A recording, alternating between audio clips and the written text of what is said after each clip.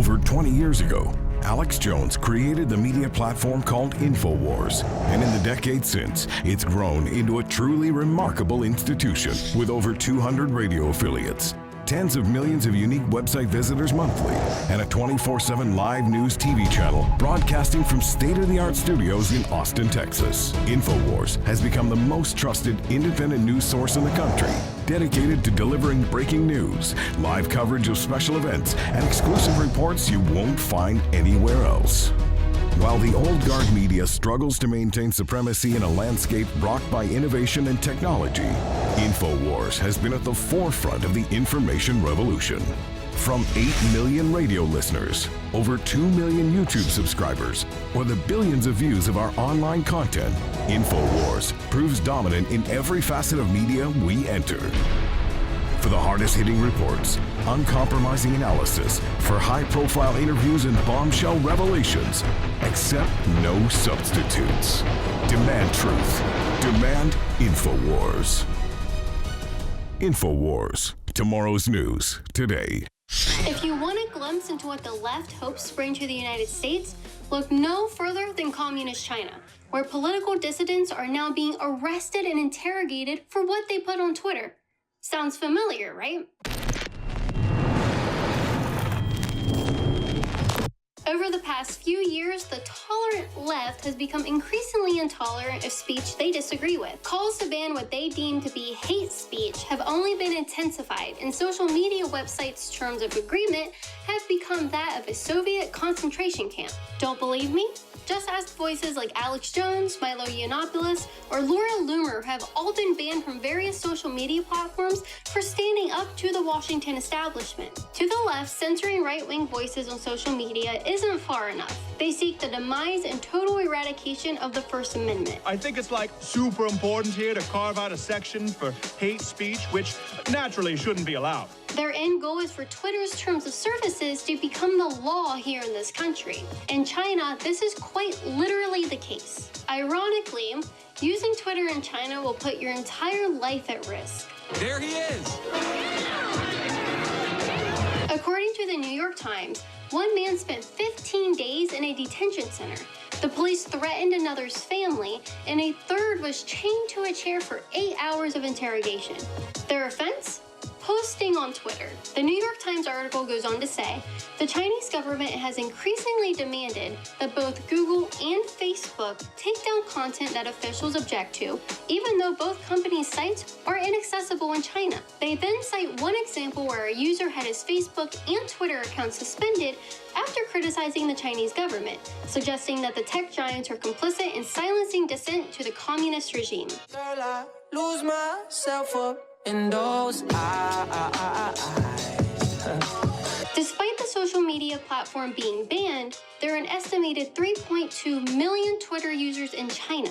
This amounts to 0.4% of internet users in China. The reason China is so opposed to social media is the same reason why Alex Jones was banned from virtually every platform here in the United States. Big government socialists want no opposition, no competition to their ideas, and no questions asked. They want to maintain a narrative that socialism is all butterflies and rainbows, and fear the truth leaking out. That'll scare you. In fact, it's been reported that the police in China will print out people's tweets critical of the government and demand that they take them down. It's not 2005. You can't just go online and say whatever you want. All right, I'll delete the tweet. You haven't deleted it yet? One man was interrogated for 20 hours and sent to a re-education camp for 2 weeks for his anti-government tweets. One human rights activist in China told the New York Times, "We've been living a very suppressed life." The activist was also quoted as saying, "We're like lambs. They're taking us one after another.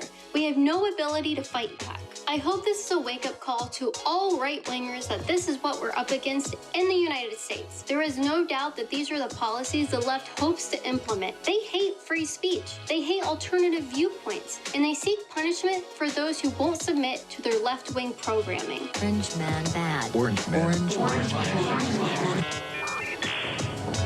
In fact, in some states like New York, similar legislation is already being explored. Democrats in the state want you to turn over your social media passwords to the government. so they can comb through your profiles before allowing you to purchase a firearm. Imagine needing to forfeit over your social media accounts to the government to exercise one of your most basic civil rights. Complete lunacy. These draconian laws are already bleeding their way into our country. And if we don't act now, it won't be long until America as we know it is gone and indistinguishable from communist China. Stand up now or forever be silenced. I have had an extreme epiphany this morning. An extreme epiphany. In fact, I have the key to defeating the globalist. The key. And I'm going to get into it next segment. But first, an important prelude to that is Sean Hannity. Now,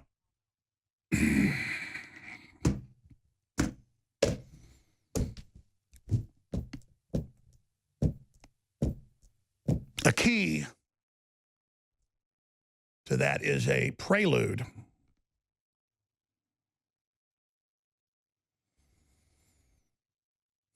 with Sean Hannity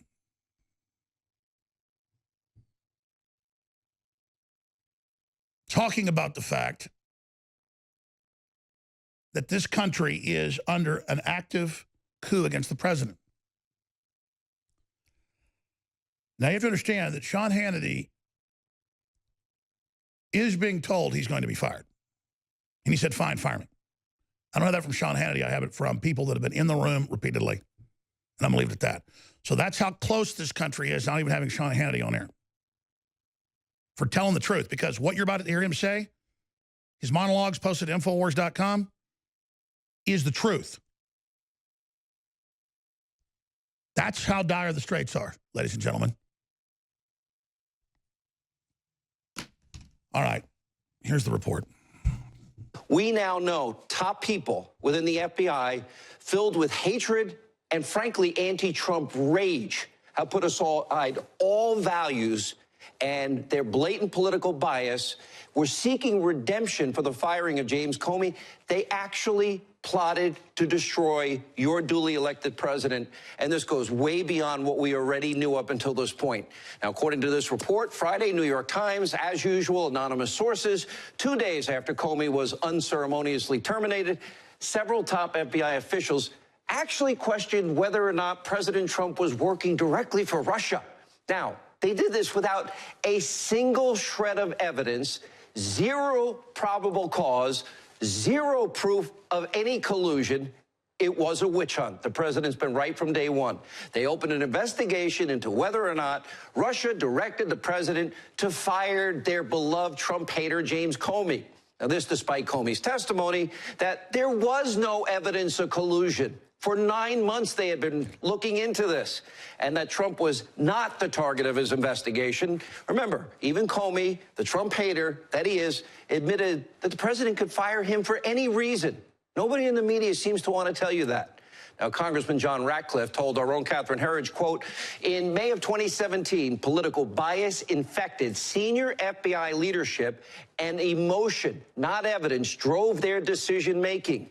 Now, his closed-door interview with the former FBI counsel, James Baker, revealed this. This is important, quote, FBI senior leadership could not accept that Comey was fired for cause, and the president had the constitutional authority to terminate Comey. So they begin the witch hunt, which had already started 9 months earlier. Now, President Trump's former attorney, John Dowd, has called the FBI's anti-Trump operations a political coup. Watch this. Little did I know that it appears that they were all in it together. I mean, Rosenstein, Comey, Mueller, McCabe, the whole crowd, and that they were out to get this president no matter what. I don't think they sincerely believed anything about Russia. This is our worst nightmare, that someone with that kind of power would then decide to go after the president. I mean, it's a coup. That's what it's an attempted coup by Comey and his crowd. And the evidence is all now there. I take the New York Times article as an admission of their bad behavior. Admission of corruption and abuse of power by people that are unchecked, a bureaucracy unto itself, unlimited powers, no accountability. Is any of this good for America? Did these deep state officials that we have been just uncovering now for nearly 2 years, did they do anything other, these top officials, than hate the president? And are you really surprised? Remember, these are the same bureaucrats. They openly rooted for Hillary Clinton to win the election. Peter Strzok texting that Hillary Clinton should win 100 million to 0.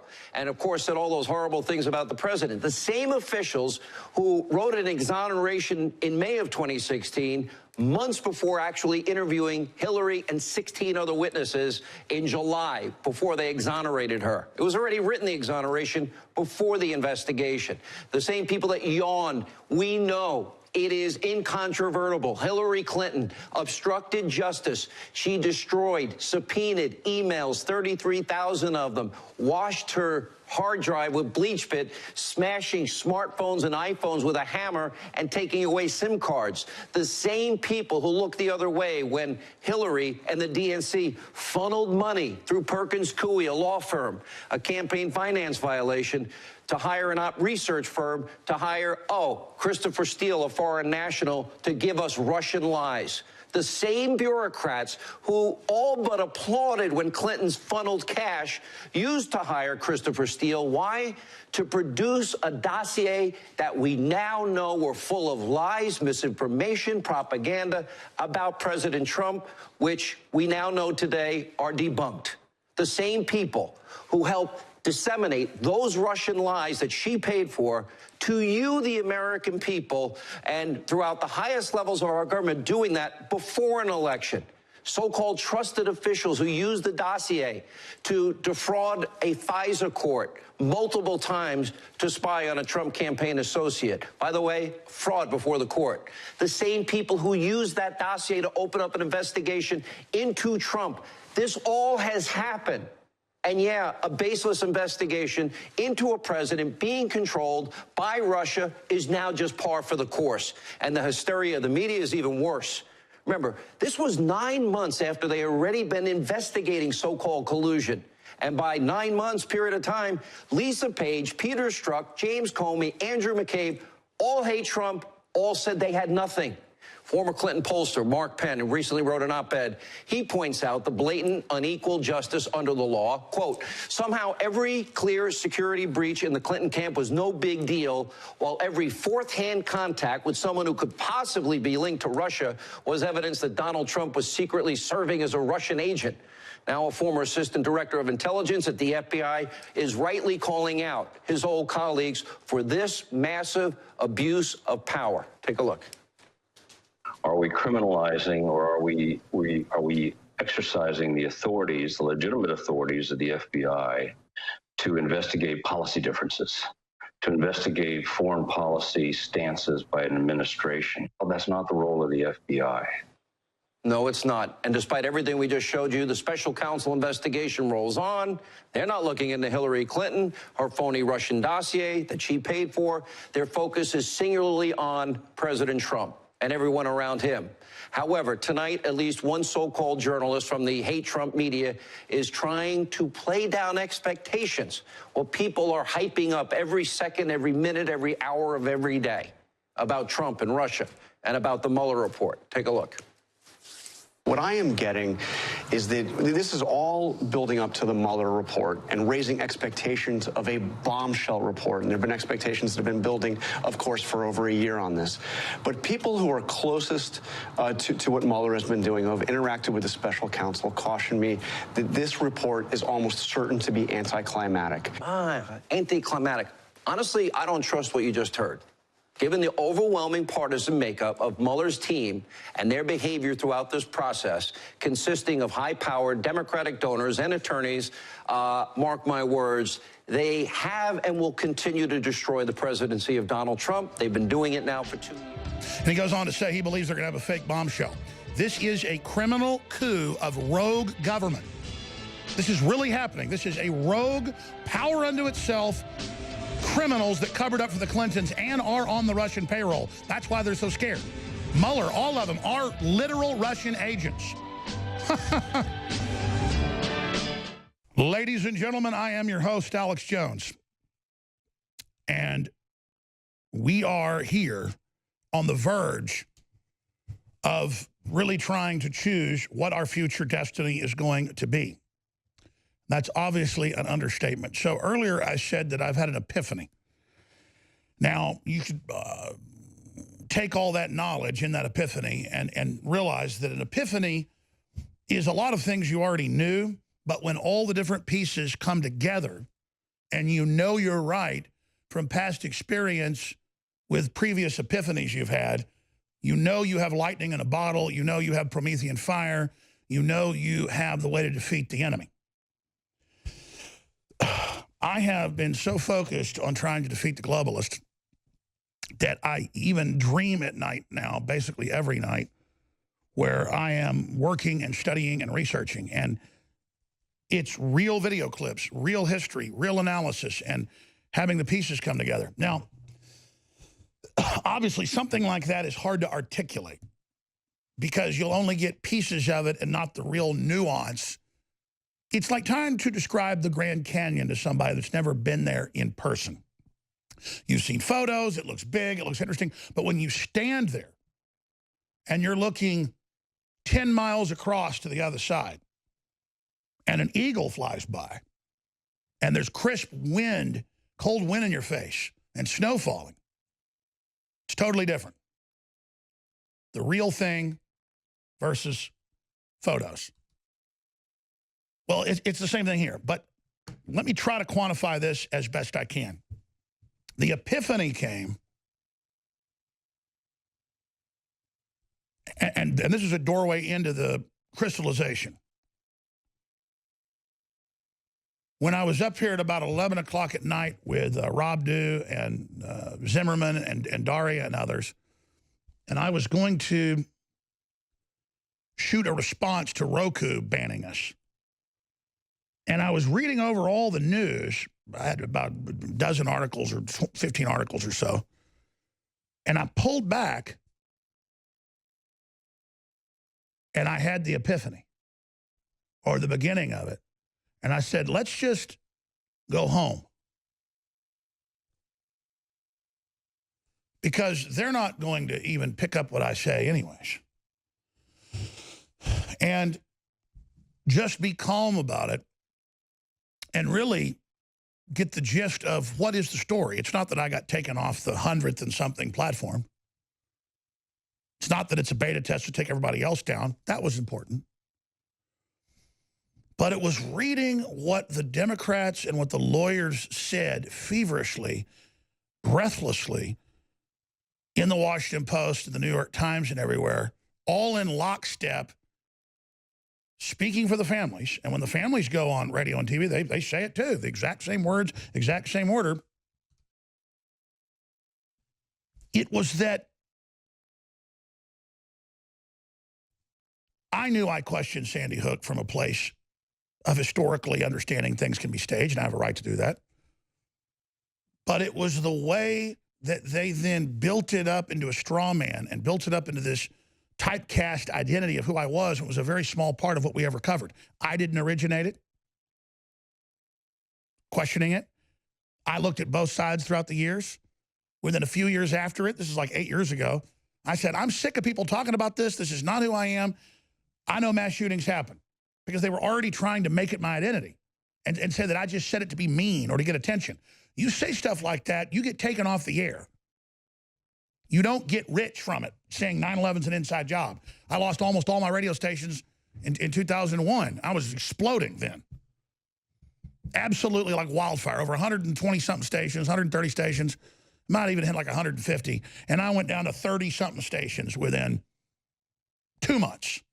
Was I doing that because I was going to get rich off saying it was an inside job? I saw CBS when they said they blew up Building 7. I didn't know what happened, but later they said it never happened. But then later, we got the footage. Years later, the archives were put up. And CNN. I was in the car to get a pizza and heard CBS radio again, back when they had that, saying they blew up Building 7 with bombs to protect the other buildings. Oh, but the lawyers say, I did all this to get rich. But the epiphany was, I was projecting my humanity onto the lawyers and onto the system and the Democrats, thinking maybe they actually believe I'm a mean guy or something. But then it all clicked. They all know I've said don't go to these people's houses and never did. They all know that I've reached out and told the truth. And so they're the ones putting it out and saying nobody died through my mouth, through my voice. And they're the ones saying, go to people's houses and investigate. They just won't let it go away. And that's only a window into the epiphany. It was the realization that I was being a real person. And I felt bad. Not just that they were projecting onto me something I hadn't done and twisting it, but I was still feeling guilt. And last night and this morning, all the guilt just lifted off of me. And it's like I've hit this giant second win now. And I'm blessed. I love God. I want to tell the truth. And God has put me in this position and all of us in this position to go through this persecution. And out of this, a great truth is going to come forward. Because I genuinely question Sandy Hook. And people come up to me everywhere on the street. Black, white, old, young, liberal, and they go, hey, man, you shouldn't have gone back on that. Something's wrong. Something's, you know. And I'm just like, listen, if I can't say somebody's 100% guilty of something, I'm not going to say it. We have a right to question things because throughout history, we've seen a lot of dirty stuff and a lot of staged things. But the way God's plans work, the epiphany is I saw just an edge, just a little bit of God, like you see in your child's eyes. I saw God's plan, and God said, you watch. This is going to be really rough, son, but we're all God's children. You're going to go through this, and you're going to be stronger. And it's happened before, but not at this level, and then it was just like next level understanding. It's amazing, and I'm very, very blessed. It's rough. It's hard. I know it's hard for you to defend me. But this is going to be a big test, and the Lord works in mysterious ways. And the epiphany was these globalists are just as cold-blooded and evil as we thought. And we're just going to have to take them on and deal with them because there's no other way. And that's it. And the epiphany is much more deep than that, obviously. But this is a blessing. This is a blessing, this challenge to fight this level of deception. I'm very honored. We are back. I'm Alex Jones, your host. Thank you for joining us. We are the most censored, most lied about, most demonized broadcast in the world. And if you study that, you'll understand how to defeat the globalist. I certainly have learned a lot going through this process. It's really been a blessing, and I thank God for being put in this position. I've prayed many times to be able to take on the globalists and reignite a renaissance worldwide and basically relaunch populism and nationalism. And I know that InfoWars and our audience of activists are the detonator that has swept this movement to worldwide prominence and soon dominance. And that is why they're attempting to destroy the original progenitors of this current mass wave of awakening. Now, we've got two special guests we're about to go to right now. One of them is Jack Posobiec. But there was a point I've been wanting to make about Sandy Hook forever that I haven't made, and really a statement on it. And I'm going to do that when we start the next hour. Because this whole Roku situation, which I guess means 6 in Japanese, is a window into how they're going to take everybody off the air when they're done. And I mean basically even their liberal competition. This is authoritarianism. Once censorship starts, it always consolidates into one movie company, one theater company, one advertising company, and then very limited spots, total stagnation of culture. So that's where this is going. But you notice out of all the Sandy Hook coverage, they will never, ever let you hear a real quote or something I said or it's some jumbled jump shot video. I told Megyn Kelly I think Sandy Hook happened, and I'm sorry for the families, but I'm not the person that originally progenerated this. And so why are you always bringing it up? And that's basically my statement, is that I'm going to make a Sandy Hook film now. I mean, and I say I'm going to make a film, and then I get busy and I don't do it. This is the film I'm making, not about Sandy Hook, the shooting, But the clips of the news milking it for weeks and using the dead children to try to blame it on the American people and take their guns, they're the ones profiting from it. And then the lawyers and all the rest of it, all the years of me saying I thought it happened, but having debates about it, then showing the clips that they showed distorted. Imagine that. The anatomy of fraud. And then the raw Megyn Kelly, what I really said to her, and all of that, and then my heartfelt letters and articles and videos to the families years before they sued me saying, hey, please stop saying I said your kids didn't die. Please stop saying I'm sending people to your house. I'm not doing that. I never did. Well, what did they say to Roku? Roku said yesterday, we're not going to take Mr. Jones down. We're just a platform for people to have a portal for their televisions to the internet. You know, good old section of the Telecommunications Act. They stepped out of their protection and became curators now and said, we had to take him down. He's dangerous, because the lawyers contacted him. They're in the Washington Post and said, he's currently sending people to their homes and harassing them. He won't stop saying no one died. Help us. It's like calling the police. Yes, they're coming. Yes, they're coming. He's sending them here. They're here right now. Everyone's in danger. You've got to take him off. He's saying no one died. He's sending harassers. We're in danger here. Please help us. Get him off the air. Think about that. Think about the magnitude of that evil. Think about their will to carry that out and execute that. We're going to go to Jack Posobiec. I've been so flustered here, I haven't even combed my hair before I went on air. I'm just fighting constantly. But it just hit me how sick this is. And America senses it's sick. It's synthetic. The shooting happened. But the syntheticness of the media and the hype and the manipulation of it, and then the lawyers and the PR firms saying no kids died over and over again, and Alex Jones is saying it, and he's coming to their houses, and there's investigators, and that makes more and more investigators go to Connecticut. Just like they hype up mass shootings, the first one, you know, Columbine, and then it causes more and more because crazy people go, I won't commit suicide by cop, I won't shoot myself. I'll go down at the school in a blaze of glory, selfish, evil glory, shooting my fellow classmates, and I'll get a bunch of attention. They always wear black trench coats. They always are devil worshippers. They always play shoot-'em-up video games. They're always on Prozac drugs. Always. And the phenomenon, super rare before, became more prevalent, still very rare, but still horrible. And it's the media creating the whole thing and the spectacle and the copycats knowingly. Every school year, they ramp it up that it's all about to happen. Every school year, the mass shootings are coming. There's going to be death. There's going to be death. Advertising it. We're going to go to Jack Posobiec, but they learned decades ago that if one person jumped off the Empire State Building, suddenly 10 more would try. They'd have to post cops up there. It's the same thing. You get one mass shooting, now you can cause a domino effect and then blame the American people.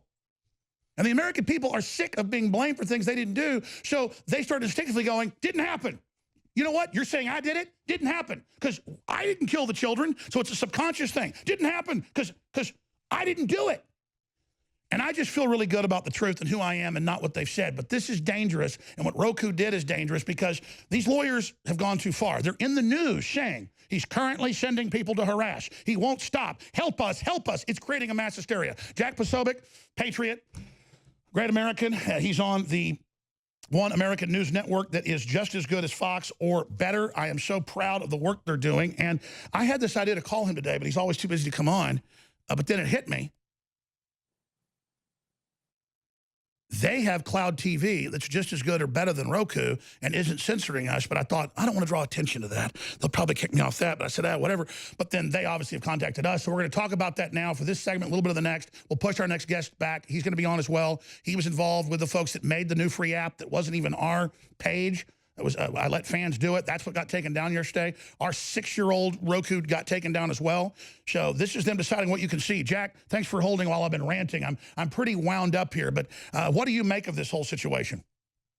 Well, Alex, I actually had the opportunity to speak with the owner of Cloud TV, that's Cloud with a K TV, earlier today, because I was wondering, both as a consumer of media and as someone who is a reporter for One American News, as which we also are carried by Cloud TV. And I wanted to say, okay, are you going to be following suit in terms of any of this? Are you going to be suspending InfoWars or anything like that? And what they said back to me was, Jack, We view it as a free speech issue, and we're not going to be removing InfoWars, and we completely stand by them. They're not doing anything that's causing danger. They're not causing extremism. They're not causing harm to anybody. And because of that, we're going to continue to allow InfoWars, as well as One American News and other stations, to be available through the Cloud TV packages. They have apps. You can watch it on your phone. You can watch it on your tablet if you're on the go. They have a really interesting sort of time shifting option where you can watch back live broadcasts that we're streaming. So my parents actually use it. They love it. I use it when I'm on the go to watch One American News, to watch my own clips, or to switch over to InfoWars if there's something that was covered that I want to pull up. And so Cloud TV, you know, the one network or the one availability that's actually out there that's not censoring, because essentially what it comes down to, Alex, is they don't like your point of view. They don't like your perspective. They don't like the things that you say. And so they're banning you and they're shutting you down because of your political beliefs, and not anything to do with any of these violations of terms of service that they have to make up every time because they view you as a threat to actual you know, their own agenda. Well, Cloud TV is not playing that game. Cloud TV is going to allow it to be on and continue to be on. Now, One American News, I believe, is still on Roku as well, but who knows? I wouldn't surprise me if they come for us next. There's another phenomenon here, too. Our app that just so happened to be launched a few weeks before the total ban back in August of InfoWars went to #1 in news and in the top 10 total and #1 trending. We literally had millions of downloads. And so what do? They just deleted it. We're still on Google Play for now. But again, we're being penalized for being #1. And yes, I watch Cloud TV over the internet. I'm going to put the boxes in my house, and Roku is coming out. We've been on Roku for almost 7 years, not a problem. But you see, they lied about us and had us removed. We'll be right back with Jack Posobiec. Monday through Friday from 11 a.m. to 3 p.m., you can find Central Standard Time, the most demonized, lied about broadcast in the world. And, you know, I've gone from, long before they sued me, asking the Democrats that handle the Sandy Hook families to, hey, stop saying I said nobody died and stop saying I'm sending people to people's houses. That's making people do that. And you're doing it in my name. Stop it. And they're like, no, we're not going to stop anything, and we're going to keep saying it in your name. But if they're doing it in my name, it means they're doing it. And it was that was part of the epiphany, is how everything the globalists do is they'll use some human shields, like the families of Sandy Hook, just like, you know, Al-Qaeda will use human shields, these lawyers and people, and they will sit there and throw these people out in front of them, and then they'll say all these horrible things that you're saying, and they're the ones saying it. And people are like, yeah, that's obvious. I know, but it's crazy. So this morning, I thought of Jack Posobiec. I thought of One American News Network that's exploding. I hear buzz about it everywhere. And I thought about how I talked to the owner of Cloud TV, who also owns many of the channels that are on there, and it's giving Roku a big run for its money. Roku has decided to flush the First Amendment down the toilet. Our app that some fans made that I authorized in one day went to the top of trending. There's articles about it at Big League Politics and other sites linked up at Infowars.com. So again, my crime was becoming popular, like we did #1 in news in just a few weeks on Apple last year. And so they just banned it. Tim Cook said, well, we just made the decision because everyone agrees he's bad. No, everyone said #1, dummy. So see, if the heavyweight boxer, Muhammad Ali, formerly Cassius Clay, knocks you out, I'm going to knock you out. Mama said knock you out. We knock you guys on your asses politically. We clean your little teleprompter reading clocks. And so your response is, don't let Alex Jones and his race car on the track. I mean, you know, I'm sweating right now, even though it's 65 degrees in here. You know, I don't sweat in person. Even hot outside, I don't sweat that much. I get so excited when I talk about freedom that I start sweating. You think those little people with weak heartbeats? No, my heart's, boom, it's big. It's blasting blood through my body. I'm alive, baby. And I'm telling the truth, and I believe in you, and I'm real. And everybody deep down who's got discernment knows that. Alex Jones is the real McCoy. Alex Jones is the genuine article. I'm committed until death against these people, and I'm never backing down. And it's that spirit drives them crazy. Going back to Jack Posobiec. Jack, One American News, I mean, I've gushingly said I want to promote it. So the fact that the owner of Cloud TV, that I know is a big fan of One American News, because he owns it. I know that he wants to work, so I'm glad this is going on. I dropped the ball 6 months ago, and we talked during the deplatforming. He wanted to help, and so tell people, because look, our listeners, I have the app. I mean, I have it on a computer at home. I need to get it on my phone. I mean, I get busy. But everybody needs to get the box. And you're not an advertiser. This is just happening.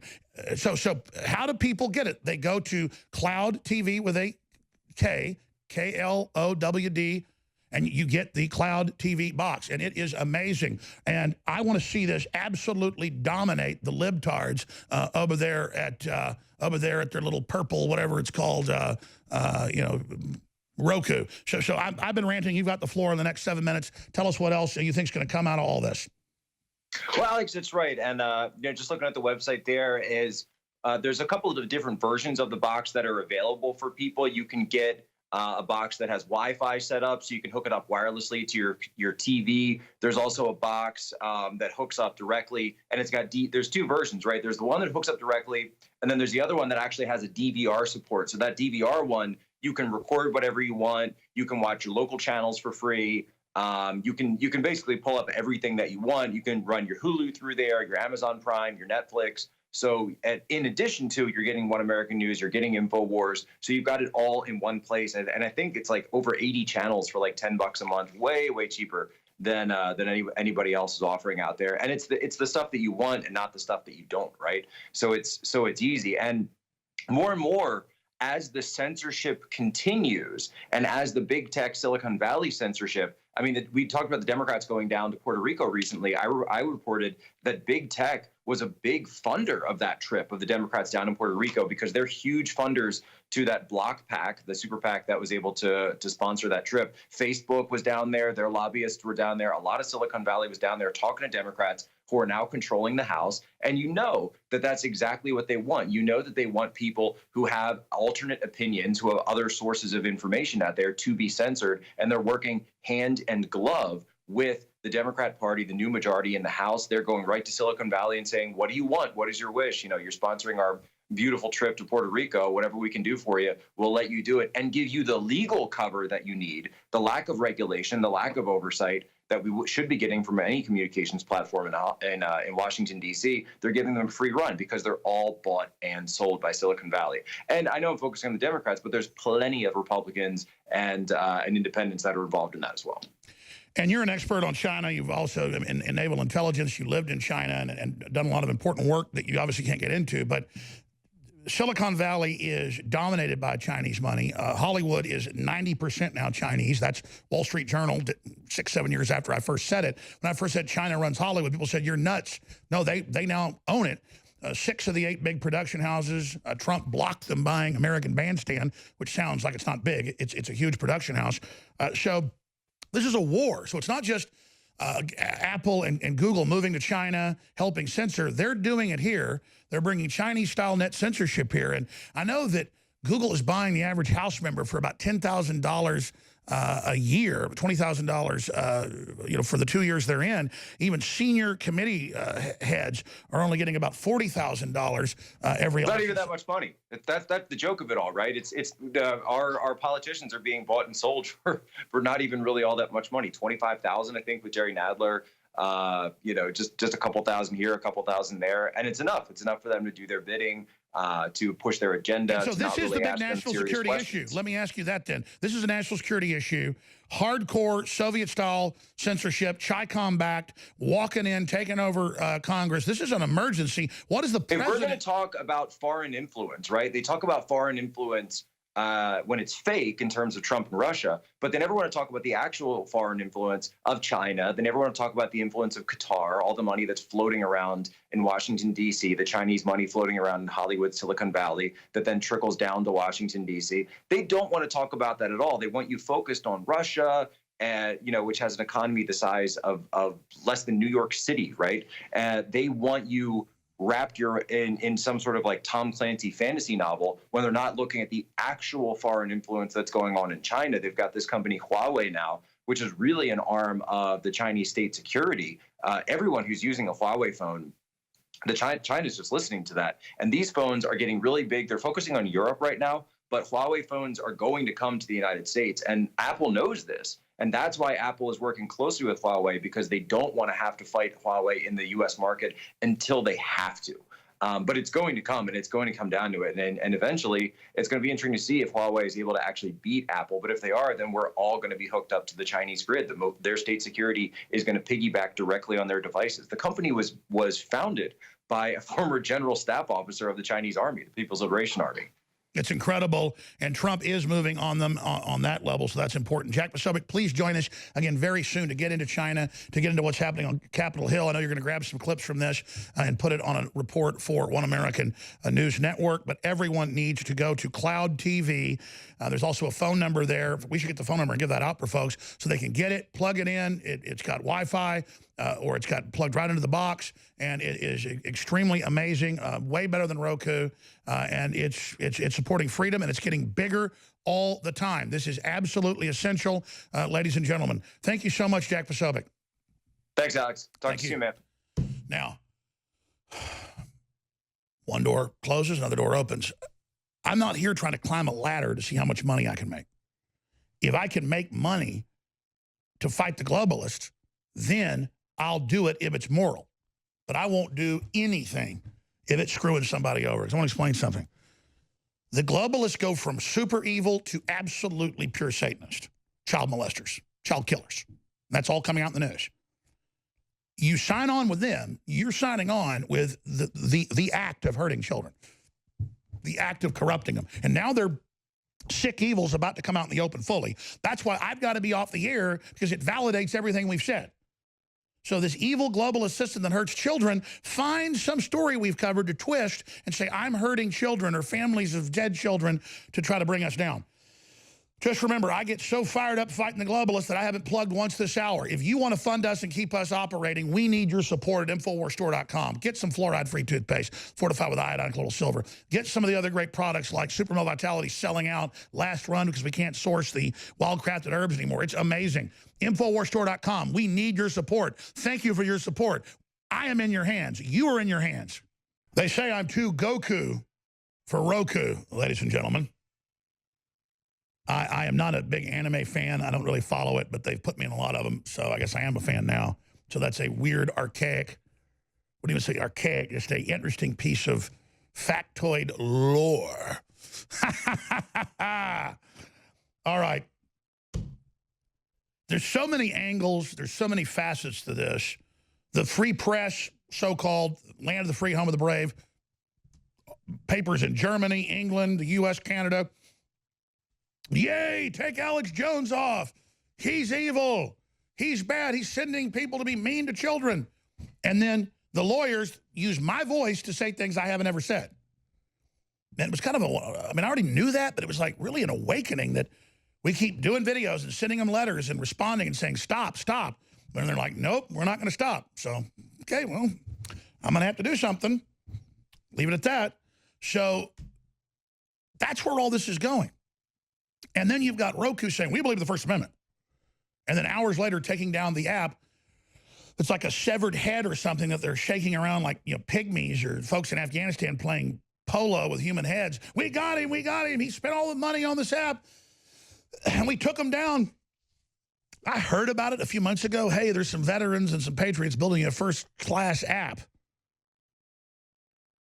or page for Roku.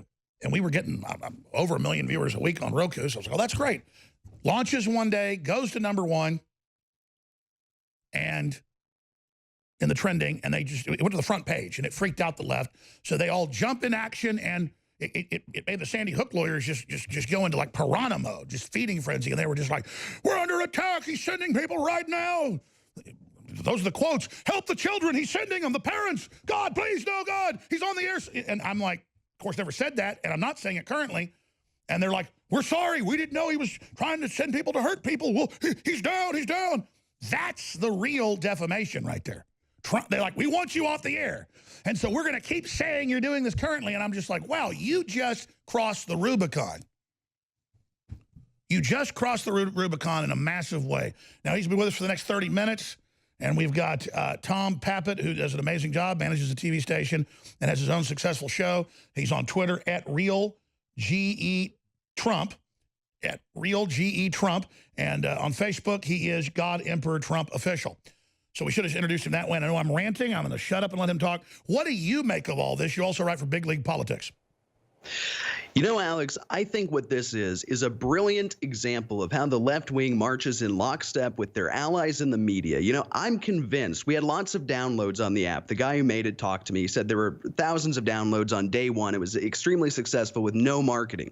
But I'm convinced that the left stalks you, Alex. I think they've been watching you. They have a Google alert set up. They found out about this app and they called in all of their allies because it was every single outlet, from the Daily Beast to the Huffington Post to the New York Times to the Washington Post, all within a couple hours. Before anybody on the right even knew about this app, we had the left rioting in the streets practically, saying that Alex Jones needs to be pulled off Roku. So I think the real interesting thing here is they played their card a little too strong. They showed their hand, I think. We now know that this is all about censoring you. It's all about economically strangling InfoWars. There's no grassroots movement. There's no people that are concerned you're profiting off the lives of dead children. That's all just a fictitious nonsense that the leftist media created so they could have an excuse to go after you, which is, I think, what this is all about. And by the way, you're a better talk show host than I am in many ways. You kind of leave a little to be discovered. I always say it up front. They're in the Washington Post and New York Times, how they blueprinted it, how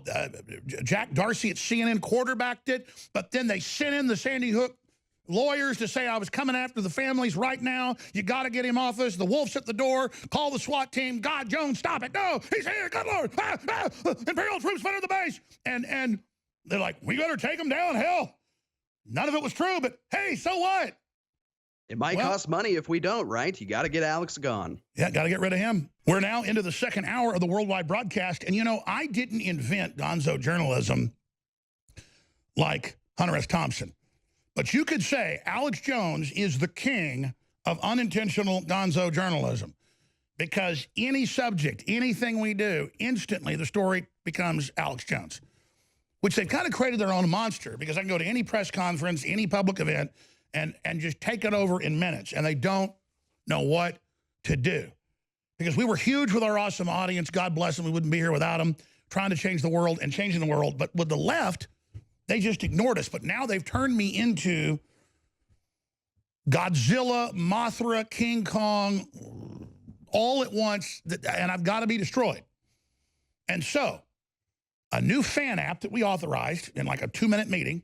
I said, sure, yeah, let folks build a fan app. Fine, great. For Roku, we have an old cruddy one that we built 7 years ago. And when I say cruddy, I mean it was 7 years ago.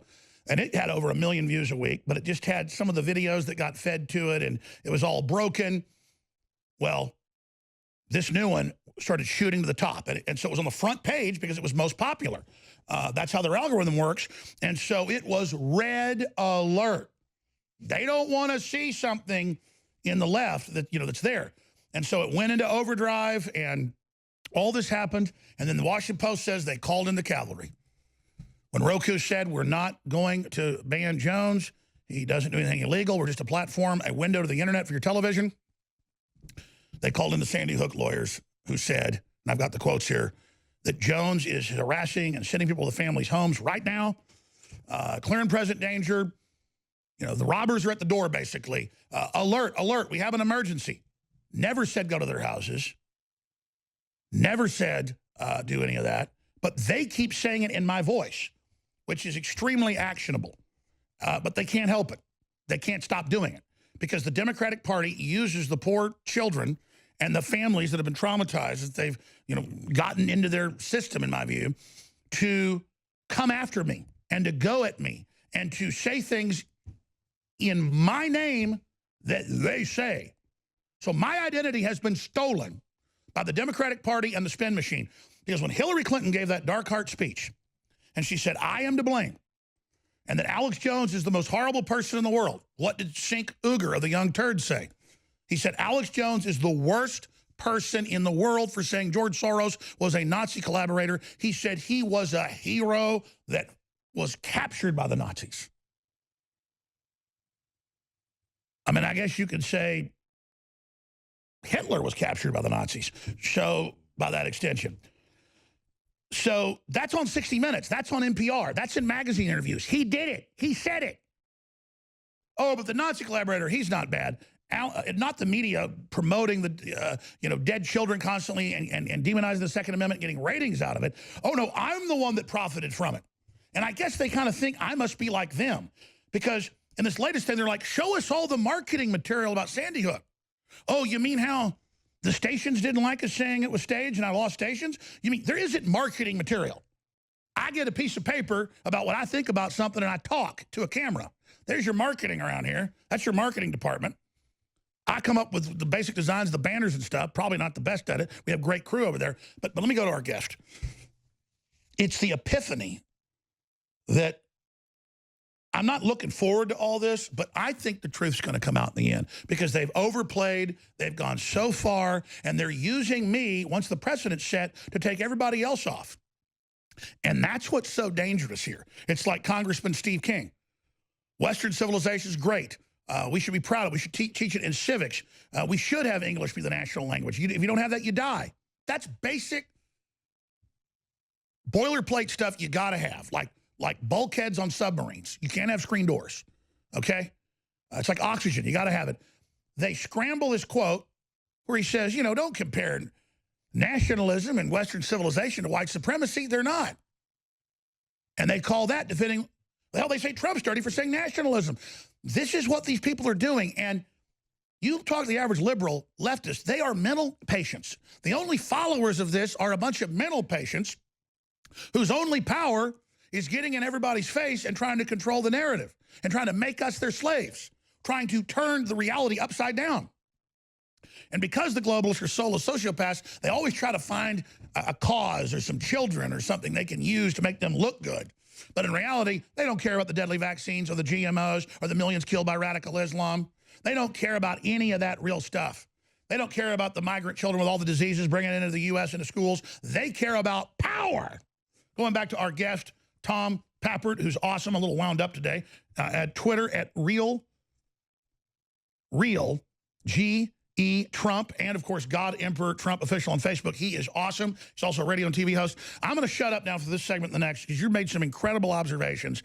And again, I don't want to talk about myself all day. This is like a window into the world, though, how they're doing this, how they're getting more crazed, how they're getting, though, more territory every day, how they're destroying rights and freedom everywhere. We sit back and go, my God, this is insane. But you know what? They're taking over. What do we need to do?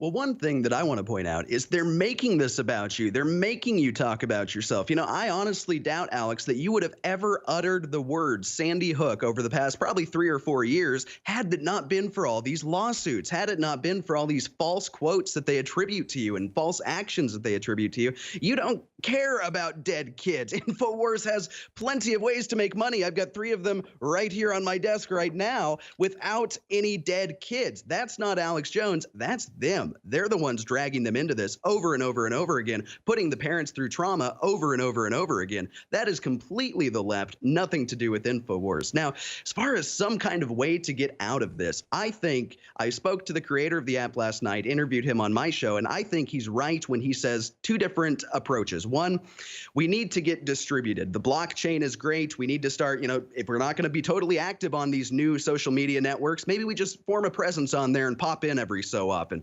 Be distributed. Don't make it so they can shut you down in one place. And then the other thing is conservatives have got to get angry because Roku first said, we believe in the First Amendment. We believe Alex Jones has a right to speak. We're not going to get into the business of violating the First Amendment. That was Roku's original statement. They actually put that out on Twitter and later deleted it after the leftist mob came to attack them. And you see, all of this is just fear of the leftist mob. They're afraid that the Huffington Post is going to go and contact all of their advertisers and say, don't buy any more ads on Roku because they support Alex Jones, which means they think kids should die. So the bottom line is they're a bunch of bullies, and we've got to call their bluff. And that's what I should have said up front. Yes, this is bullying. They accuse us of being bullies. No, they are the bullies, and they are running rampant. And the people defending against the bully, that's not another bully. That's a hero. That is the hero who comes in to protect the weak children. So when we defend ourselves, when we say, well, you know what? I'm not going to buy Roku. I'm not going to use Roku. It's gone. Because of that, that makes a big difference. I think it does, at least, because that's all the fear is here. It's all money to Roku. I think this is the first example where this hasn't been ideology. Obviously, Tim Cook at Apple hates your guts. Jack Dorsey at Twitter hates your guts. Mark Zuckerberg at Facebook hates your guts. But I think this is the first time where a company wanted to do the right thing, and they were so terrified, literally shaking in their boots, that they just said, okay, leftists, we'll do whatever you want. Get rid of Alex Jones, sure, okay. Yep, keep the Young Turks on the platform. You got it. Anything you want. Just don't go after our advertisers, please. We need the money. And we need to show them that conservatives, we're the ones who really have this money. You know, and just at an instinctive cellular level, I don't like boycotts and I don't like throwing weight around, but they started it, and I agree. I haven't gotten my Gillette razors out yet and thrown them in the trash and made a stunt out of it. I'm going to do that today. I have Roku in my house. I also have a cloud TV on a computer here at the office. I'm going to pull it out and I'm going to smash it. And I'm going to encourage everybody to call them and email them and let them know it is out of our house. And also all these big the NFL, they're down 30+% with all their anti-American crap. Good. Let it all die. You're right. We work. We have the power. We're the adults. We're not the mental patient globalist. And we're done. And that's what I feel at a gut level last night, this morning. I all of a sudden feel really good. I've never felt this good. And it's an instinctive and spiritual understanding, but also political, Tom, that we're going to win. And they've gone way too far. We'll be back with Tom Pappard of God Emperor Trump. Stay with us. Infowars.com. Tomorrow's news today. If you just joined us, this is the Alex Jones Show. I'm Alex Jones. We have talk show host, TV station manager, Tom Pappard. He's on Facebook at God Emperor Trump Official, and on Twitter, Real GE Trump. And he's a smart cookie, and we're looking at all the perspectives of Roku in less than 6-7 hours after a total hysteria launched by the organized fascist left, having me taken off of Roku, where we had an app or a page for almost 7 years. Over 1 million people just on our old Roku system we made. We're watching it every week. We had those statistics from them. And then some fans, and the gentleman's joining us next segment, built it. Started out on Veterans Day last year because they were worried about what they saw happening.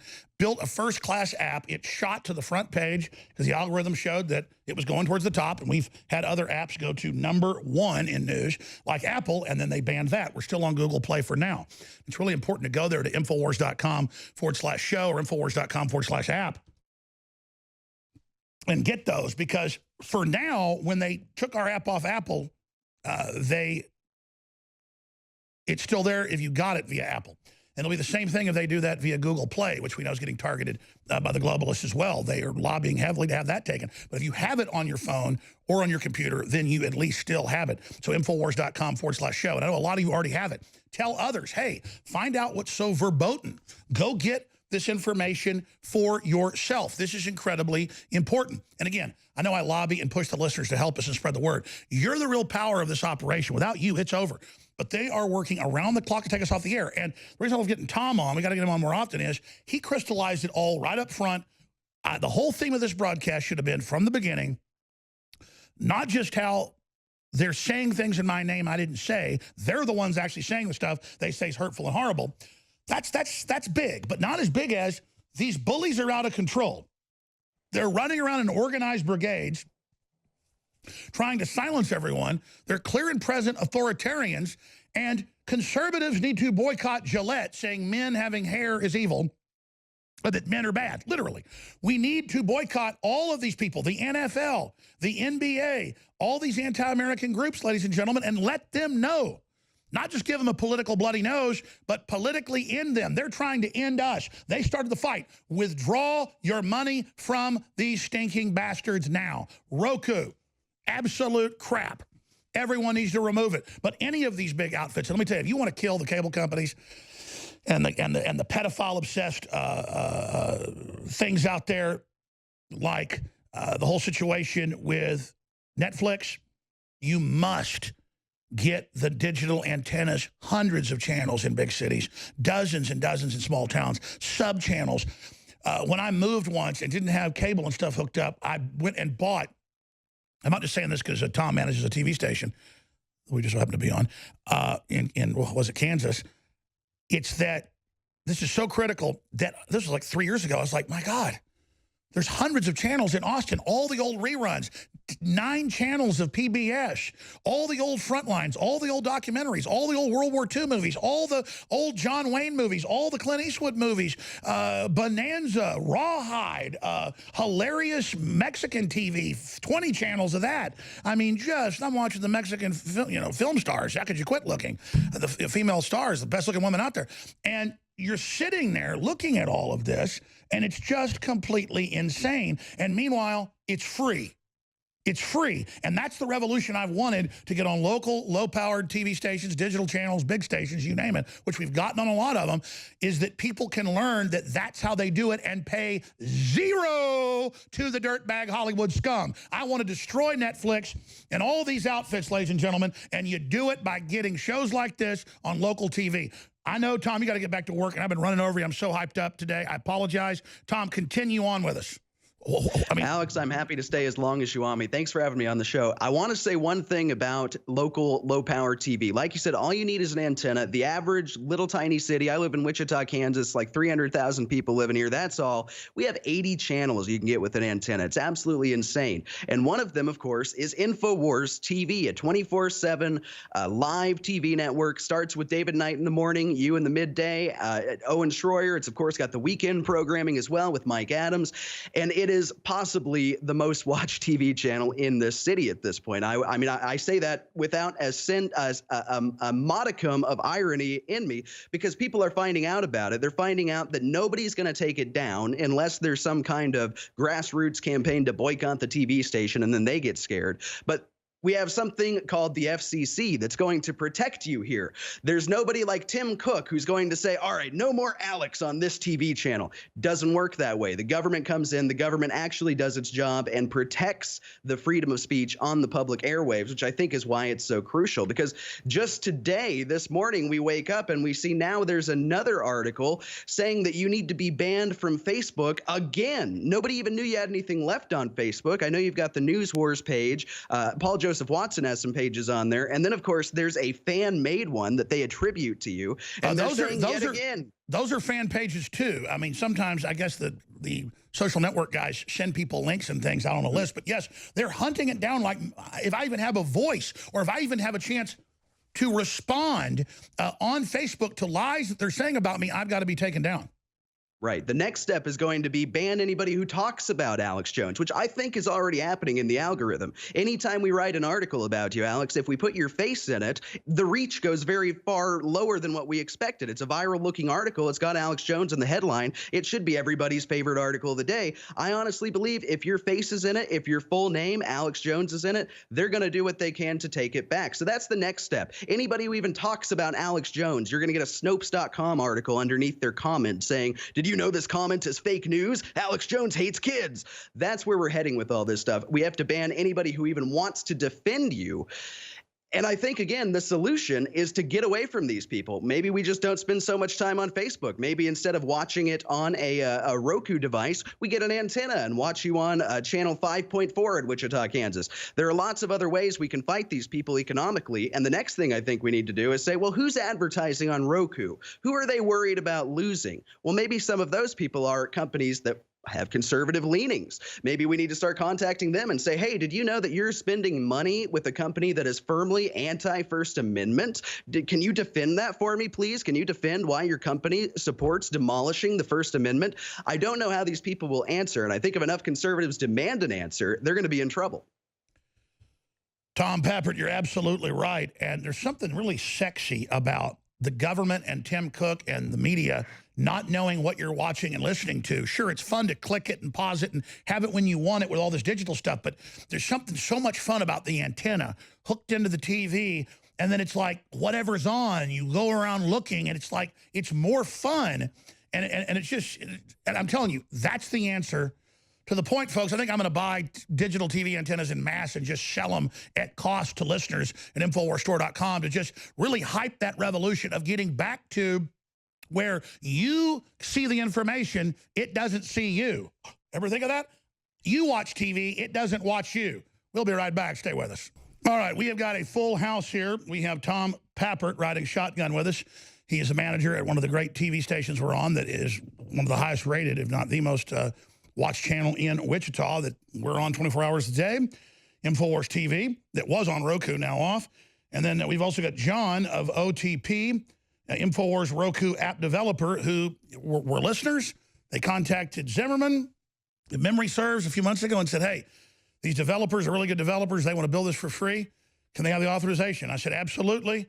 And it went to the front page the first day, and then it got banned by the left because they said that I was sending people live time, continuing to do horrible things and send people to the houses of Sandy Hook children, which I never did, period. So it's simply insane. Now, we also are going to have our sound guy. He'll just go by Connor. So I've told the crew, anytime they want to pop in on air and make these great points during the breaks, please do it. And he was talking about a book he read about television and the history of it, which is totally true. And if you understand this, it is super deep. And then you understand the entire enchilada of how at first, why was TV so wholesome, so good, so avant-garde? Because it was reflecting the world it already saw. Make TV like it was. And that's how it was, folks. Especially in America. The globalists were threatened by the superior civilization. That's where everybody wanted to get into America. It was pretty much like, in most areas, what you saw on Leave It to Beaver or what you saw on Gunsmoke, okay? And so John Wayne was just a regular dude. The guys in the military were the real John Waynes, okay? So corrupt people were threatened by it. So they learned to use TV to make the world however they wanted. Notice TV has now turned the world, the sick culture of Hollywood is turning the whole world into Hollywood. So I've kind of made the point, but get into the book and the specifics because you're making some great points, Connor. Hey, Alex. So essentially what the book is called is Trust Me, I'm Lying, Confessions of a Media Manipulator. So what he talks about in this book, you kind of just touched on, the concept of how TV became this reflection of society. So when TV was this new medium that was being made, it was essentially... it was fluid. They didn't really know what to do with it when they first started making it. And they kind of had to just come up with ideas as to like create something that was a reflection of reality in society. And as they kind of started to polish this out over time, they eventually started to kind of figure out how to fine-tune television as an accurate reflection of society. But over time, as society became more and more dependent on television and started to become more engaged with it, and it became the predominant medium in society as the go-to place for entertainment information, over time, society started to reflect what television was. And so now when you look into, kind of flash forward to the modern day where we're at now he takes the internet as a very similar analogy as to when the internet was first created. It was kind of just this mess of information. You know, like websites where you didn't know how to find them. Information was everywhere. There was no real linear organization to it all. It was chaotic. It was erratic. But now where things are kind of becoming more streamlined, more funneled down, we kind of have a more logical way of using the internet. Well, now it seems as though we as a people are becoming of a reflection of the internet, this erratic, short-tempered, just like very, just our our ability to mental illness is exploding. The average attention span is 12. Yes, that's what I'm trying to get at here. The attention span has just been diminished ridiculously because of that, and that's exactly what the internet has done to us. So yeah, you made those points earlier about what TV is doing, and it's just I just found it fascinating. I just wanted to spill it out on you during. Well, Connor, you're always saying really smart stuff. So's Zach, so's everybody back there. So anytime you guys are trying to tell me a great point, I always say, take the real world and put it out there. These great discussions, the great energy we burn. I mean, we ought to put live cameras out there sometime and just have a reality TV show of what's happening out there. Because that's where you get to see everything, the research, what we're doing. But imagine to the fakes in the corporate media. They think we sit around in boardrooms and go, let's say Sandy Hook didn't happen and hurt people's feelings. We'll make lots of money off of that. No, we lost money doing it. Just like saying 9/11's an inside job investigated. It didn't mean radical Islam wasn't real. It meant there were stand downs, and that's now been proven. I lost almost all my radio stations, 70+ beautiful radio stations, a lot of them huge. I went from, I lost millions because I told the truth. but they want to steal my identity and say, I'm going to say this. It's incredible. It's absolutely insane. But it shows, I think the bottom has dropped out. And because of the radicalness on TV, all the murder, all the death, all of it, it's also blurred reality with fantasy. And people are just conditioned now to not value the basic underpinning of what built this society. Tom, we're going to go to John here. Tell us about John, because you know John as well. It's this great community out there and what he did. And then we'll go to John. Well, it does just fascinate me how every patriot, it seems like if you're doing this long enough, you meet each other. So I've known John on Facebook for a couple years now. I've known that he is a real whiz when it comes to programming. He's a software engineer by trade, working at kind of a high-profile place, which I think is why he doesn't want it to get out. And he just kind of said a few months ago on Veterans Day weekend, in fact, I think I want to make an InfoWars app for Roku. I think that would be fun. I could lay in bed and watch InfoWars. It'll be cool. It'll be perfect HD. People without good TV reception won't have to worry about getting a high-power antenna, putting it on a 20-foot pole. I'm going to do this. So he sat down. He started figuring out, how he was going to do it, what the approval process looked like. He discovered, of course, that Roku already had an InfoWars app, which he took as an indication that the platform valued freedom of speech. And he got his wife to make some graphics. It looked really slick. You've been showing some of the screenshots I know that we posted to bigleaguepolitics.com. And took them about 2.5, 3 months. They got it done. It worked fantastically. Roku actually tested the app, watched you live, so they knew what it was. And everything looked to be great, of course, until yesterday about, 10 o'clock in the morning when the left-wing outrage machine started. So I kind of feel bad for John because he was just trying to do a good thing. And now I know he feels kind of like he's hurt InfoWars because he got your other one banned. But I know he's just a brilliant patriot. He was trying to do his best. Oh, absolutely. And so the app was born on January 14th, 2019. It died on January 15th, killed by leftist outrage mobs run by CNN, The Washington Post, and PR operatives of the Democratic Party, just out there engaged in total disinformation. But we salute John. No. I mean, he got in the ring. He did a great job.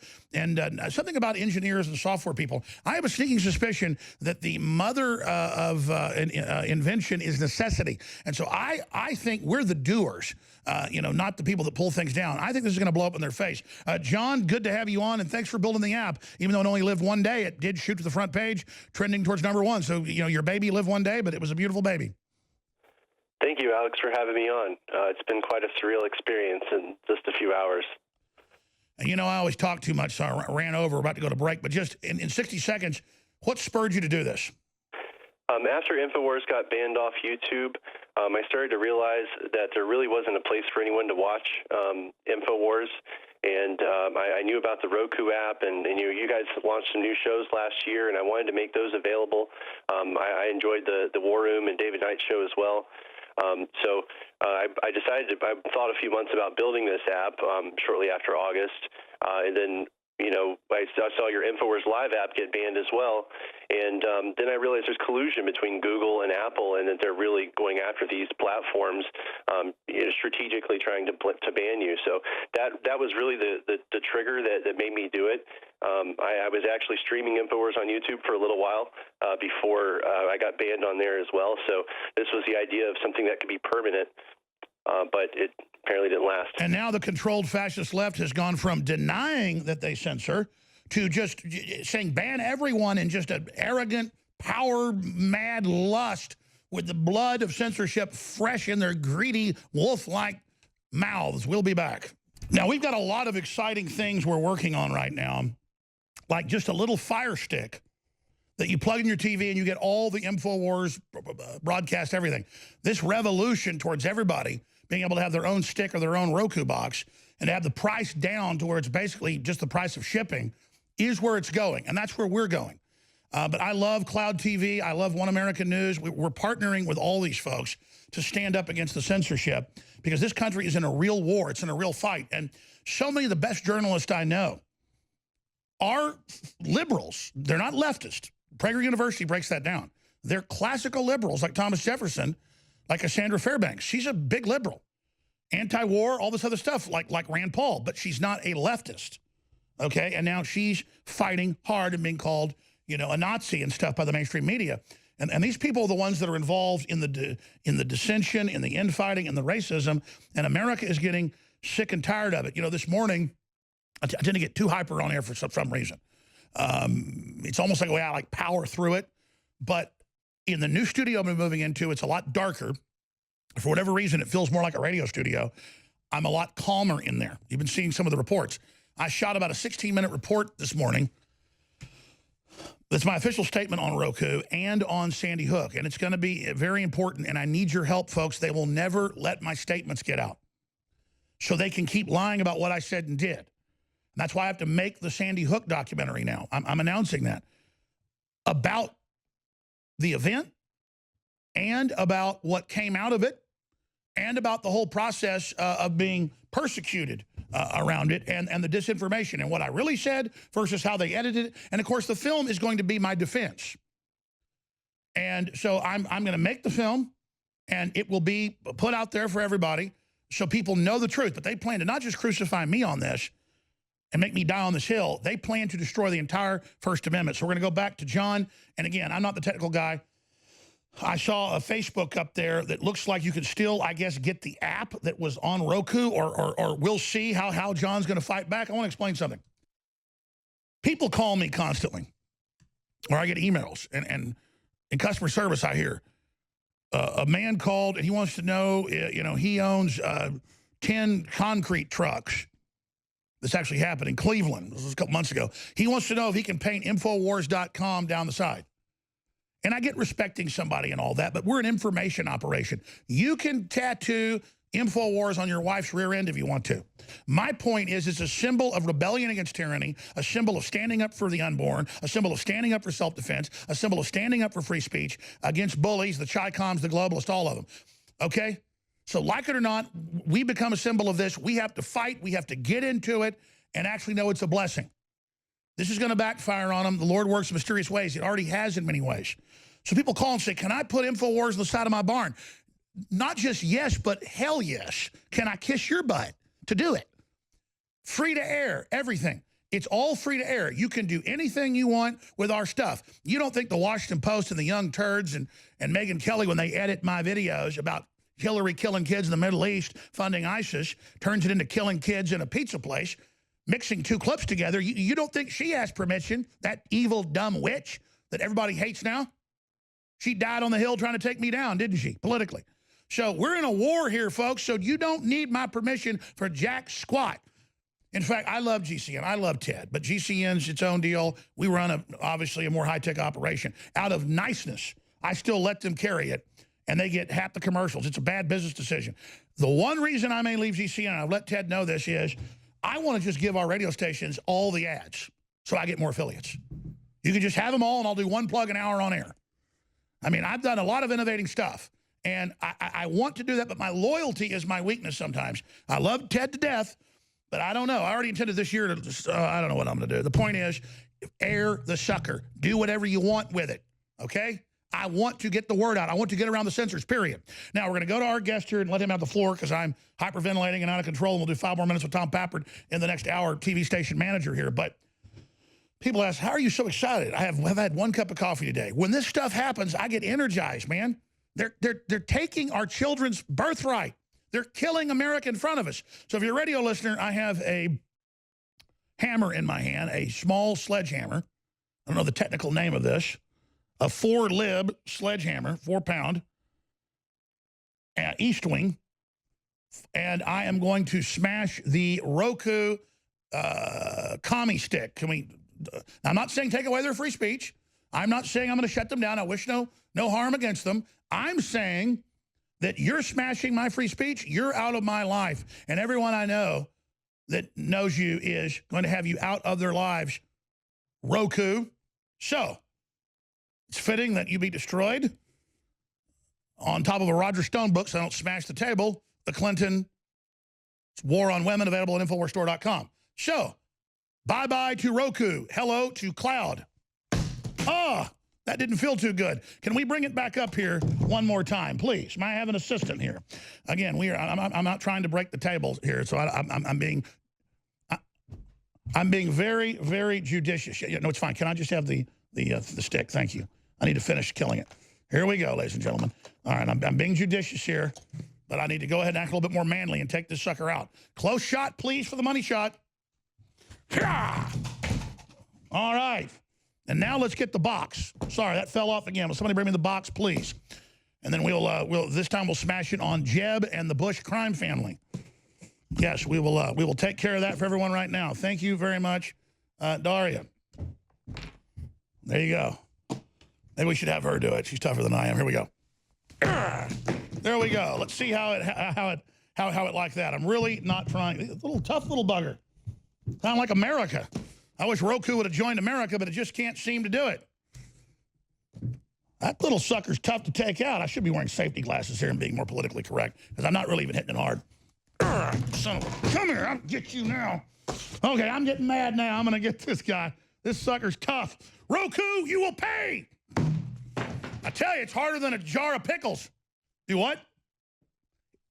I'm going to use the backside of the hammer. Well, it is a little compound little sucker. I tell you, Roku's almost as tough as the First Amendment, but, you know, they killed it, so maybe we can deal with them. There you go, right there, ladies and gentlemen. Say bye-bye. That was a better idea. That got it. Okay, now it's been destroyed. And that's just a primitive chimpanzee behavior, but it was fun to do. I'm going to stop ranting now. I apologize making you hold, John. John, how are you going to fight back against this? Is there a way to find the app that was known as the Roku app?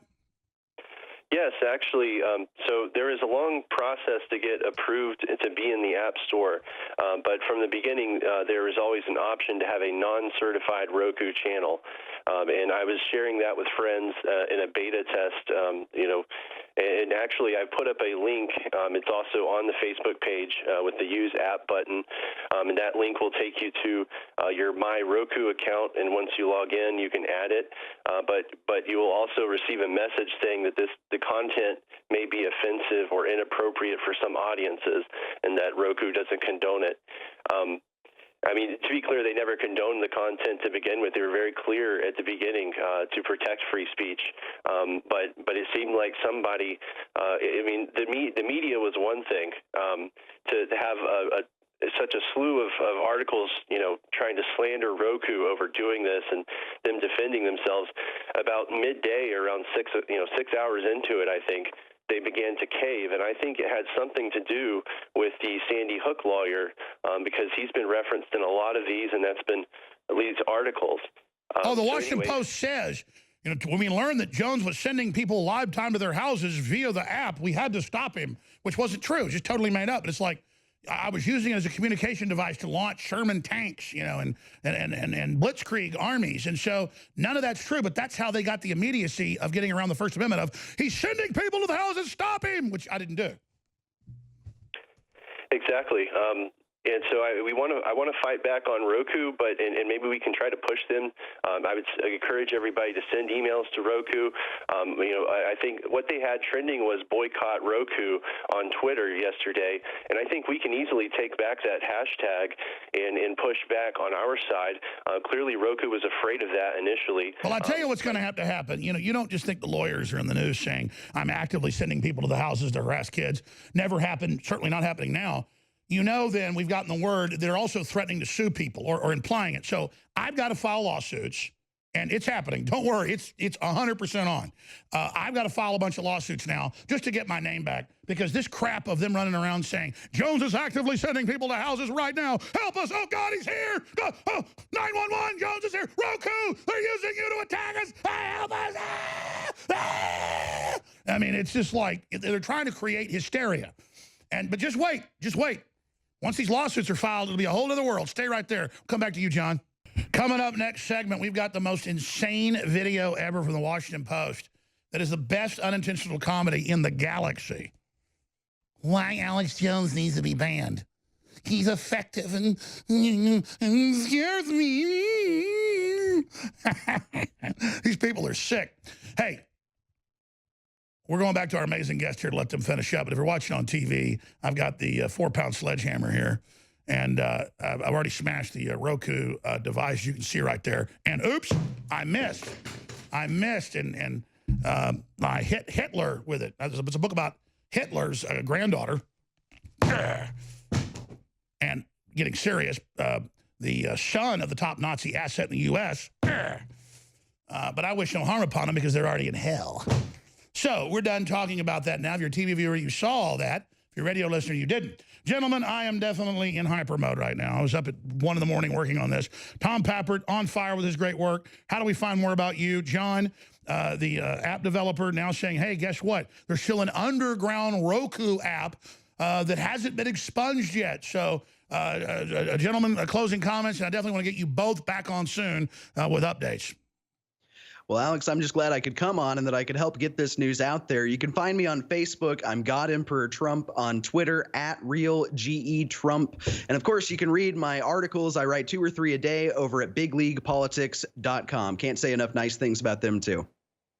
Yeah, they're awesome. And, you know, I tell you, if I had the money, I'd hire you away and a few other people. But that's why I didn't plug the last 2 hours, except for one joke plug about Roger Stone's book.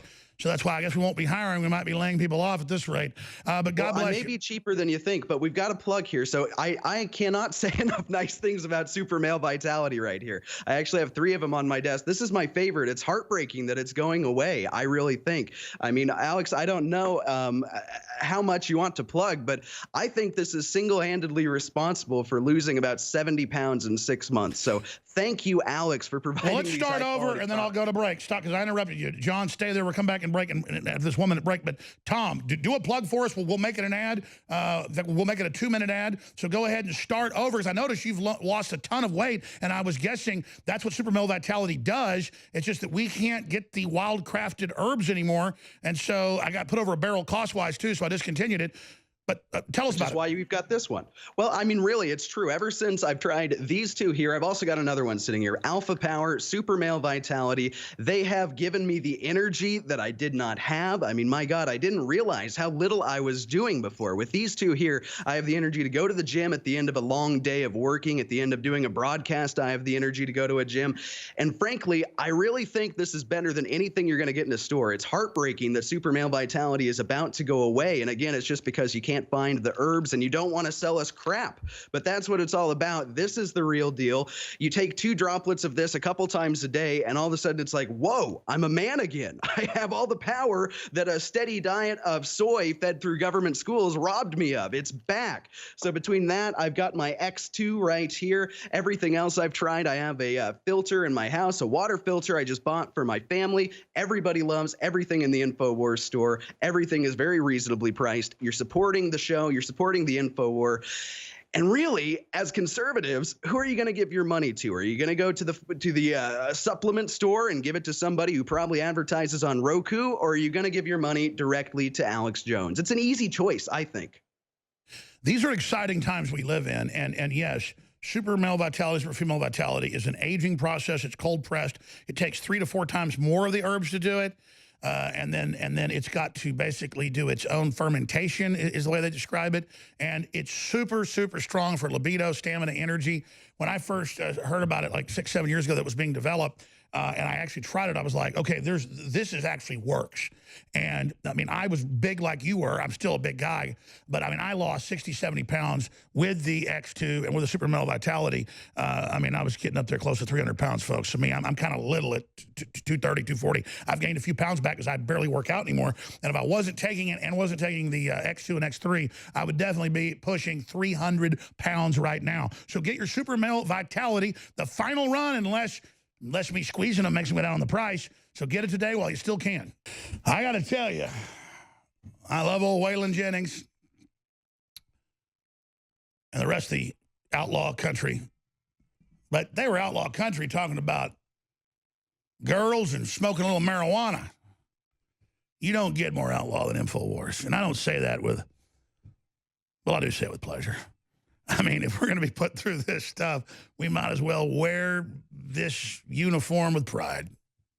And that's what it comes down to, because when you die, folks, you don't want to have the shadows taller than your soul. Some measurement of who you are where God decides to send you to a place where you belong. Truth is, God doesn't even really send you to hell, in my view. You just go where you chose to go. At the last minute, you're not allowed to get out of that decision you made. Those decisions are final and eternal. So, if you just joined us, one of the top stories in the country yesterday and today, Alex Jones banned. Nobody called me for a request. No one got my statements. They just lied about what I'd said and done and called for me to be banned. But the answer is not just Infowars.com, not just our radio and TV stations. But all of you out there, starting your own shows.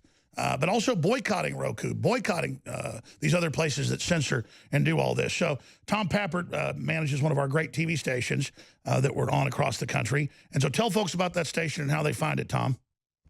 So locally in Wichita, you're on KCTU 5.4. And if you've got an antenna, you got 5.1, 5.2, 5.3, 5.4. So nowadays, you've still got the same number of channels, but there's patriots who own low-power TV stations out there where they're going to put on InfoWars. They might put on Russia Today. They might put on Newsmax. It's a whole new renaissance, really, of local TV getting back to how it used to be, back to what it meant in the 50s. And, you know, you had Connor on earlier in the show talking about what TV used to be and how it used to be that TV was just a representation of society.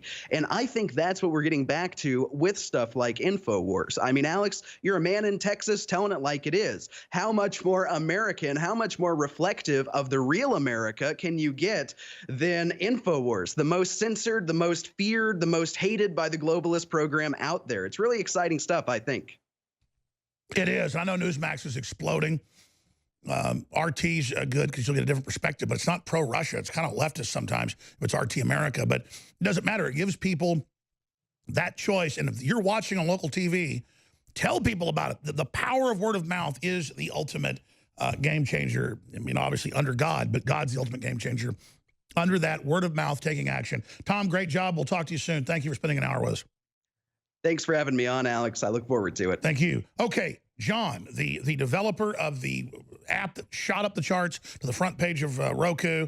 Everybody loved it. It was working great, super professional. Thanks for building it for us. It was your idea. We weren't even officially involved. I just said, absolutely, do it.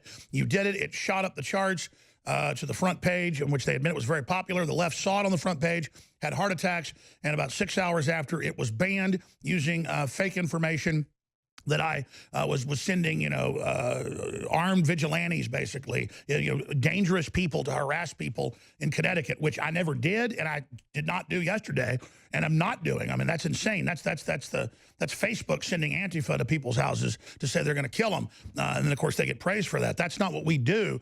But just other points you want to add, and what you see this as. I see it as a bellwether, and I think boycotting these groups is good as libertarians, as conservatives, as just free speech advocates, but also what you did, innovating new platforms, doing new things, and never giving up.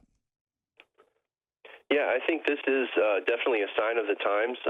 We've heard about recent information about NewsGuard, strategies like that where they're trying to put things on a device level. We're just now starting to see the next level of censorship. I understand Facebook is using artificial intelligence now to identify memes, even when they're changed, where they can tag those Snopes articles at the bottom of it. And as far as TV streaming devices go, I didn't even know about Cloud TV. I would support it. I definitely encourage people to go out there and get it. We're still going to try to keep this Roku app available as long as we can. And there's also another platform called Kodi, K-O-D-I. It's an open source TV streaming platform. I understand that somebody built an InfoWars plugin for it a number of years ago, around 2015. There's a GitHub with source code. So I'm going to look into developing that and see if we can develop something very similar that's running on open source platforms.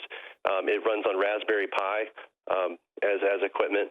So there's a lot of things we can do to try to bring this to the masses, but it's definitely a sign of the times. What was it like? Because I didn't have time to get into the whole process. I just remember Zimmerman asked me months ago, hey, there's these great guys. They want to do something. They're going to put this together. Is it okay? And I said, absolutely. It's not just okay. I mean, I'll kiss their hand, kiss the ring here.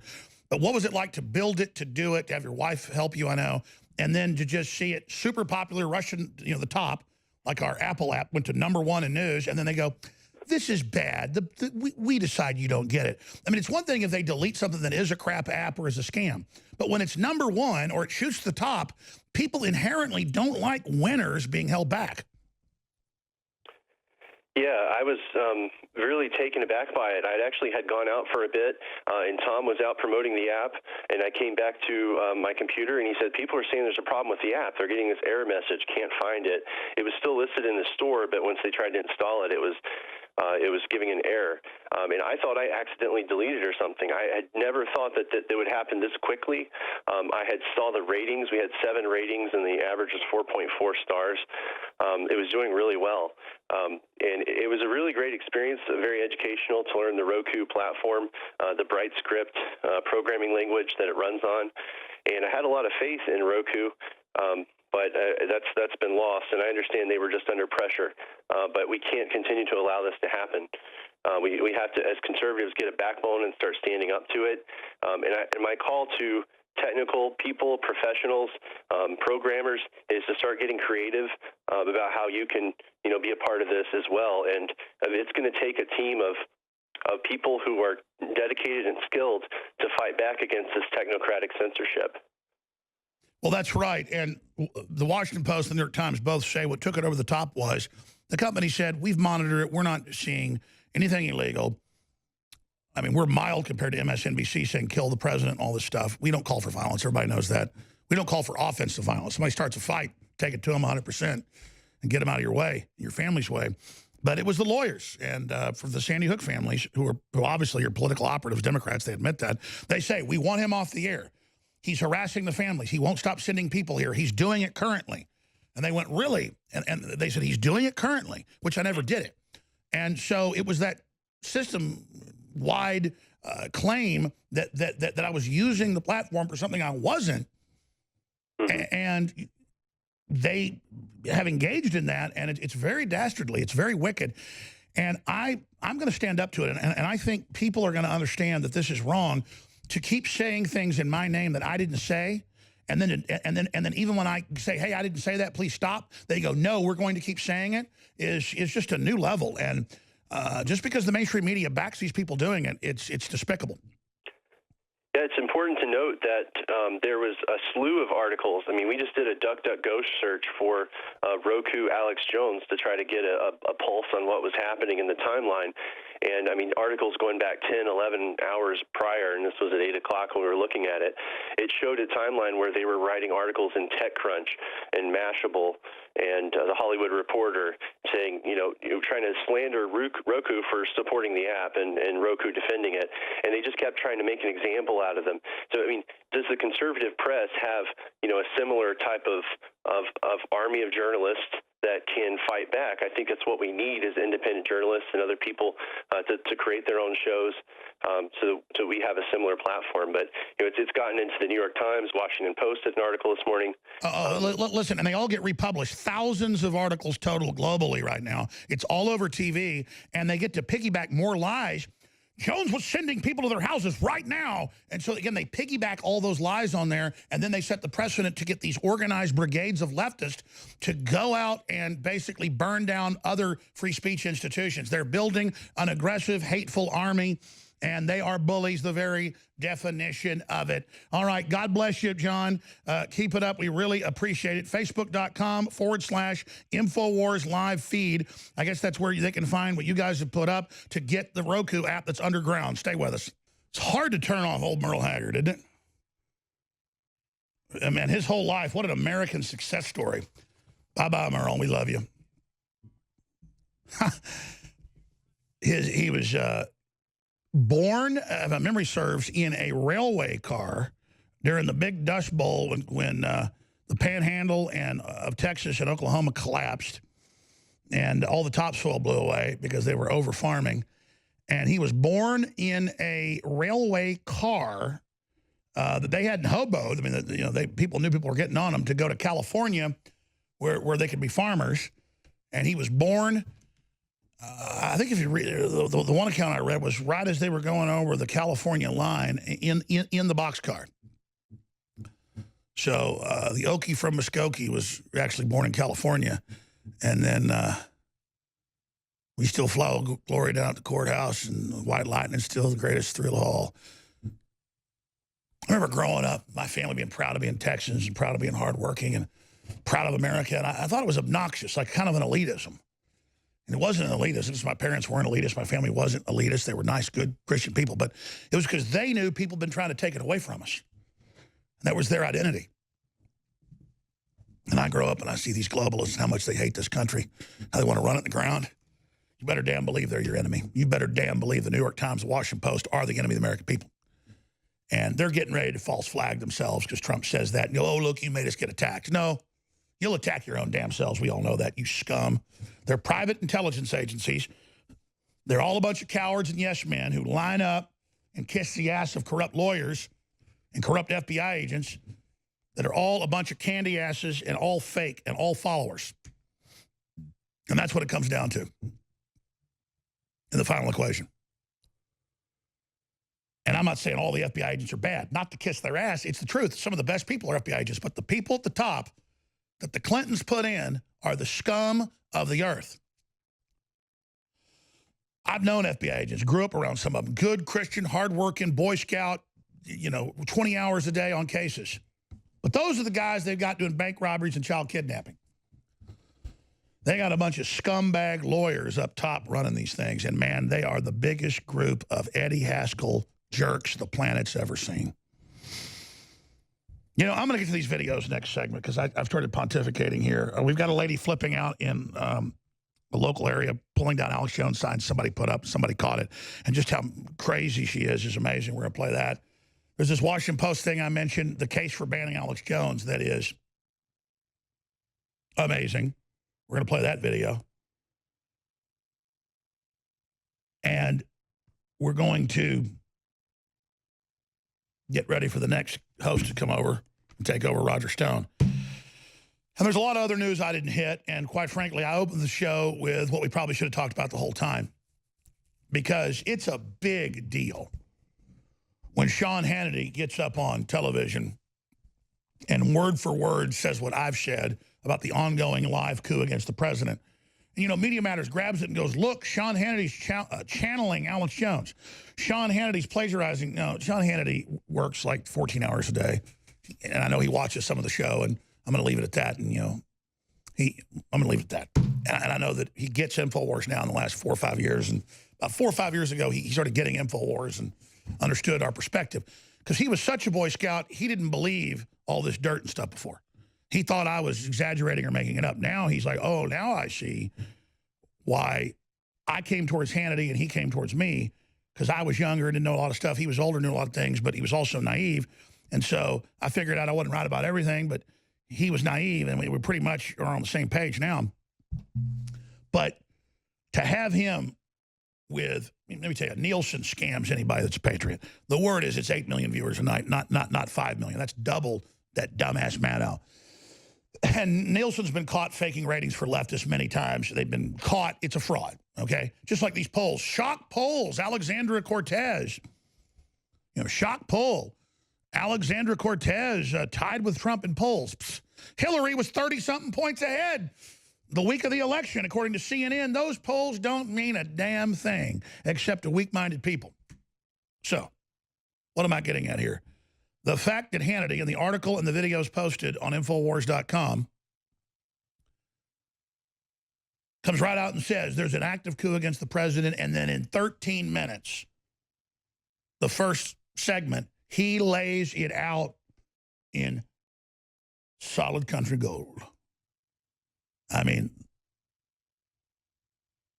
to quote a great country artist, the voice coming out of those speakers was solid country gold. Should probably come in with that song. So I'm about to get on the country music kick. See, I'm in a good mood right now, actually.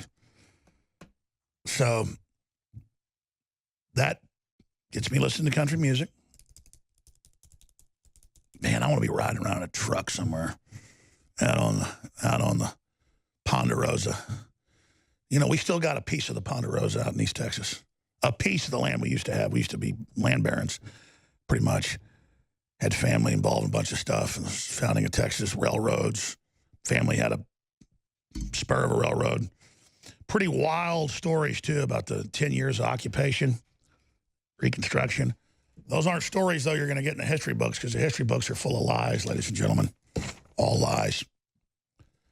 So when we come back, a self-identified member of Berkeley Antifa was caught tearing down flyers featuring Laura Loomer and Alex Jones outside Twitter San Francisco, California headquarters. Her reason? There's no free speech for Nazi punk. And listen, Goblin Watch. Can we cue up the original Goblin in Seattle when goblins attack, and we actually put the literal vampire potbelly goblins coming after you? I mean, there's nothing like a low IQ slobbering goblin coming for your First Amendment.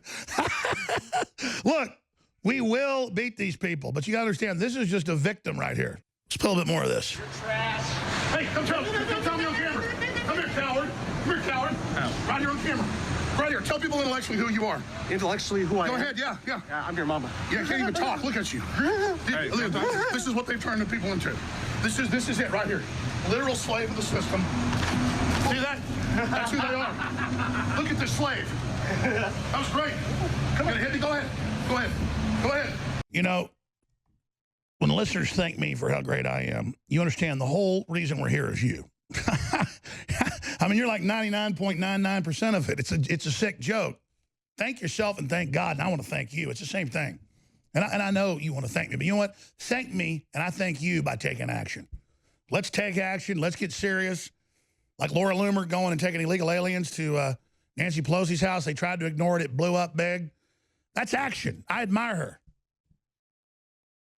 And, you know, then I see anti-Semites out there because she's Jewish putting her down. You know, that's a load of crap. She's fighting the globalist agenda. There are globalist Jews. There's anti-globalist Jews. There's commie Jews. There's Christian Jews. There's just like there's everything. There's commie blacks, patriot black. It's people, man. And, you know, the left claims they're all about everybody being together, but all they tell you is what color you are, where you're from, what you're doing. And then they bring in people they've weaponized so that those of us in the most open society in the world got to feel like we're the bad guys and done something wrong. I'm done. And I wasn't intimidated by them, but I got to tell you, this latest line they crossed, I just hope I can stay in this place I am forever now, because it's not an arrogance. It's not even a confidence. It's a commitment. And I just got like a whole bunch of clicks closer to God in the last 24 hours. And I think and everybody, I was talking to Kit and my other people I know, and they're like, are you feeling this? I was talking to a neighbor this morning, and they're like, you know, Alex, I didn't used to really believe all what you say, but I just last night had a dream, and I just feel like, that was what the neighbor said, like it was like an epiphany, but I just got closer to God. And I'm looking at this neighbor, and I had just told my wife that in the house 10 minutes before. And I'm telling you, there's an internet of minds. There's an ether, and it's happening. You felt it too, didn't you? Just pray that Christ's spirit come into the earth, because, you know, the earth's from of the devil, and we have free will, but we have to ask God in, not just to our hearts, to into the planet. And we have to do that. And you pray to ask God into the planet in the name of Jesus Christ. The enemy doesn't like that, because let me tell you, Jesus Christ is real, folks. And this fight is real. I'm going to stop preaching. You know, I don't want to make fun of this lady, but, you know, in the Goblin video, we should probably show the whole thing sometime, because like 5 people or 6 people had just said, F you, F your family. I'm just trying to walk down the street in Seattle. He says a bunch of stuff, F you. So I run over to him, and I say, well, here, tell me, because none of them will talk to me. They all go, F you, F your family, because they hate families. None of them have families. And then they run. What they mean is, I hate your life force. I hate you with God. And they always act the same. He throws hot coffee on me, which he just filled. It was scalding hot coffee. Like, oh, it wasn't hot, Jones. Quit being a wimp. I mean, it kind of felt good in a way, because I'm the type of guy that eats pizza too hot and kind of like next day just pulls the skin off the roof of their mouth. I'm kind of a Neanderthal. But the point is that experiencing this, he's just one we caught on tape. Zimmerman, who's not a coward, he just didn't want to go outside the hotel anymore. Because, I mean, I'd walk 5 feet out the hotel and F you, you're going to die, you piece of shit. like zombies. Well, this latest video is another goblin sighting. Hobbling goblin, stumbling around, coming after me. Spirit gets close to it and just, don't want to go there. So that big spot, this is not a bad person. Like It the Clown is just a tentacle of a big intergalactic spider down a mine shaft. And it's got its finger up, and the clown is just its little manifestation of a tentacle. like an anglerfish. Come on over here. So this poor woman is a captured spirit. And she's just stumbling around with pleasure, exercising her power to stop your speech. This is in San Francisco. Laura Loomer and Alex Jones signs. Hashtag Alex Jones. Here it is. Heavily You gonna send this to Berkeley Antifa? What's that? You gonna send this to Berkeley Antifa? Dude, I am Berkeley Antifa. You're talking to somebody who was at all 5 battles of Berkeley. I saw these. I see what they represent. All right, what's your name? Off. There's no free speech for Nazis, punk. There's no free speech for Nazis. Not ever. These are all people who are She's openly literally against financed by a Nazis. Nazi. George Soros. So you're tearing down the picture of this Jewish lady. Nice try, buddy. Why is that? I said, nice try. Why is that you're doing that? You're not gonna try. You're not gonna make this work, buddy. All right.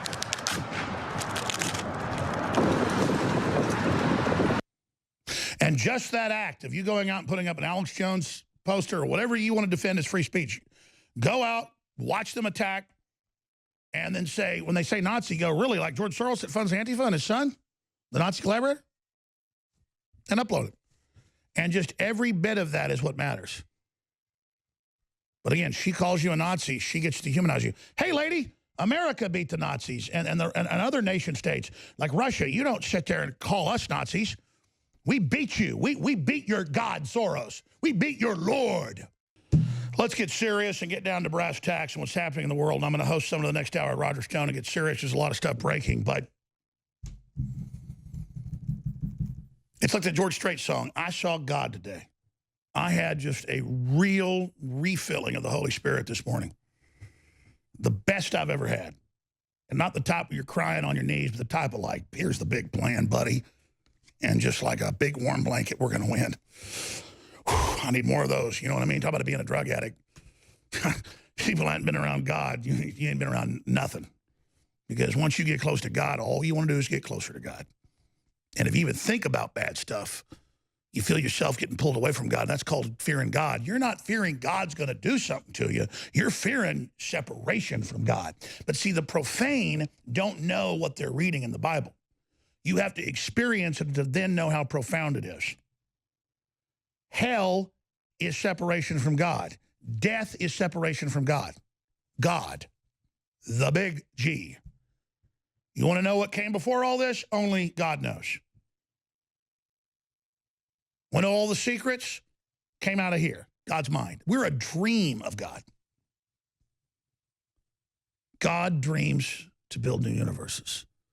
God dreams to have more great experiences and to see us transcend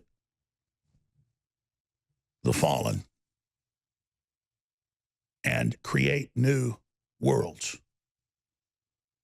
Not just explore new worlds. We are master builders, great architects. You know, the Luciferians go, oh, a Luciferian term. Lucifer is the great architect. No, God is the architect. Lucifer can't even read the plans. We can. And that's why we're hated by the enemy. You can read God's language. You can read master builder plans. Because you're in the first grade, ladies and gentlemen. First grade. Can you imagine 12th grade? And then boot camp. And then you're like, whoa, this is what we're doing. Oh, get in the fight, let's go. But a boot camp like this, it might take 100 million years, 100 billion years. We don't know. I want to know. I want to be there with the awesome creator of all this. And I'll do whatever it takes, as weak as I am, to get over that finish line. If that means I'm tied up one day with those globalists pulling my guts out of my rear end, their favorite thing, you knock it out, baby. Knock it out. Let's go. Let's get it going here. Because you're going to go to your God. I'm going to go to mine. Know that forever. So let's get back to the sellouts. Let's get back to the people that collaborate with the devil, the Washington Post. Here they are sniveling, so tone deaf, whoever this sniveler is. Do I have that article about the Washington Post? Here's the Washington Post sniveling. The headline is, a case for banning Alex Jones. Here it is. But he's a chaos candidate, and he'd be a chaos president. December 2015, Donald Trump was leading a very crowded field for the Republican presidential nomination. I'm at 42 and you're at 3, so Doesn't far matter. I'm doing Trump agreed to go on to the Alex Jones program. Donald Trump is our guest, ladies and gentlemen. As you know, I'm leading in every poll. Trump was able to gain access to the very intense following of Alex Jones's radio program, a group of people who are very cynical about the United States government and might be inclined to support a non-traditional candidate like the New York developer. Wow, this reporter is a rocket scientist. Like, where's the American remnant left? And Trump comes out of that. His father, a John Bircher, huge funder. Roy Cohn, the un-American activities architect, who the left lies about and says is a demon all day, like they do me. And they're acting like Trump came as a chameleon to InfoWars to like act like he was InfoWars before I was born. Planning this the whole time. He's not back down. He's our champion. That's why all day they tell you he's failing, he's failing, he's failing. If you just join us, there'll be no censorship. We'll love you. Just betray Trump. Fat chance. Let's go back to Trump. Donald Trump, let me say this. My audience, I'd say 90% supports you. Okay? Alex Jones, he is this amazing showman. They hate you. They hate prosperity. They hate God. They hate children. And goddamn them to hell. He cries. He yells. He growls. Back it up. That was totally real when I talked about that. We're talking about stories about pedophile networks raping and killing kids. Oh, he's a showman. All this other crap. A showman? I'm just up here being real. But again, this is, and then they get to the piece is called The Case for Banning Alex Jones. He's a showman. He's effective. See, it's not that I'm hurting Sandy Hook kids or no, they're being a little honest here. No, he's just too effective. Continue. Damn them to hell. He cries. He yells. He growls. He has this incredible gravelly voice. We're going to beat your ass. He's a quite arresting media figure, and he is thumbing his nose at the mainstream media, which he considers to be pawns of a global elite that he's very suspicious of and that he suspects. Pause. I'm very suspicious of the global elite that funded the Arab Spring to overthrow 4 different moderate governments that have women going to college at no burqas and then blows their heads off and puts them in sex slavery. And there's like 5 Netflix shows about how great pedophilia is. I mean, you people, suspicious. I'm not suspicious. You're the frickin' plague. And Jeff Bezos is such a nerd in these text messages. You know, Trump did a tweet and said, I'm so sorry your company's going to get broken up now that your wife knows you're cheating. Wonder who was involved. Oh, I'm sure the Inquirer just got the text messages without anybody else's help. And the whole point is that Bezos is in there fawning over Bono, who steals 99% of the money he raises for Africans on record and is proud of it. And these old, weird, crazy nerds, they're super old, cool people too, but like nothing about a leftist old person. He like brags to his girlfriend how he knows Bono. Bono hasn't been cool in 30 years. Bono is a horrible pink sunglass wearing turd basket. But that just shows how this guy's worth $140 billion, and he thinks Bono is cool. A snake-like jerk, a pro-abortion piece of filth. Go back to him. World domination. I'll give Obama this. He's bold. I could never have imagined an Islamic radical sleeper cell becoming president. I mean, I can't believe the CIA did this. In the process of making these allegations, he has thrown out some pretty remarkable claims. We have footage of the police saying, get back, they're going to blow up 7. It was all over the news that day. I heard it on CBS radio. We know they staged stuff. They've staged it before. And we know they were set and ready with that tragedy. The Boston bombing, that was a total drill on record with the older brother, Tamerlan, being a CIA asset on record. And again, you look at the Aurora shooting, that was totally staged. Roger Stone. We're going to come back with more of this. And again, I stand by all this. The Aurora was totally staged. That came out in the local news. The Zarneb brothers were CIA cutouts. Doesn't mean Islamic terror isn't real. The point is, they said there was a drill that day. I've got the clips of the news saying they blew up 7. Everybody seen them? How the hell am I a liar? 4th hour straight ahead, Roger Stone and more, and my big statement on Roku that I taped this morning. It's about to premiere straight ahead. So here's a good point that we should make. Remember how the Seattle TV station got caught warping the president, turning him into a goblin-like creature? He was even described as goblin-like and slurring his words and then licking his lips in slow motion in a very discombobulating way. The fact that they would even try this shows how crazy they are. But this is what Vic Berger and others do to me in the videos that they're using in the New York Times piece.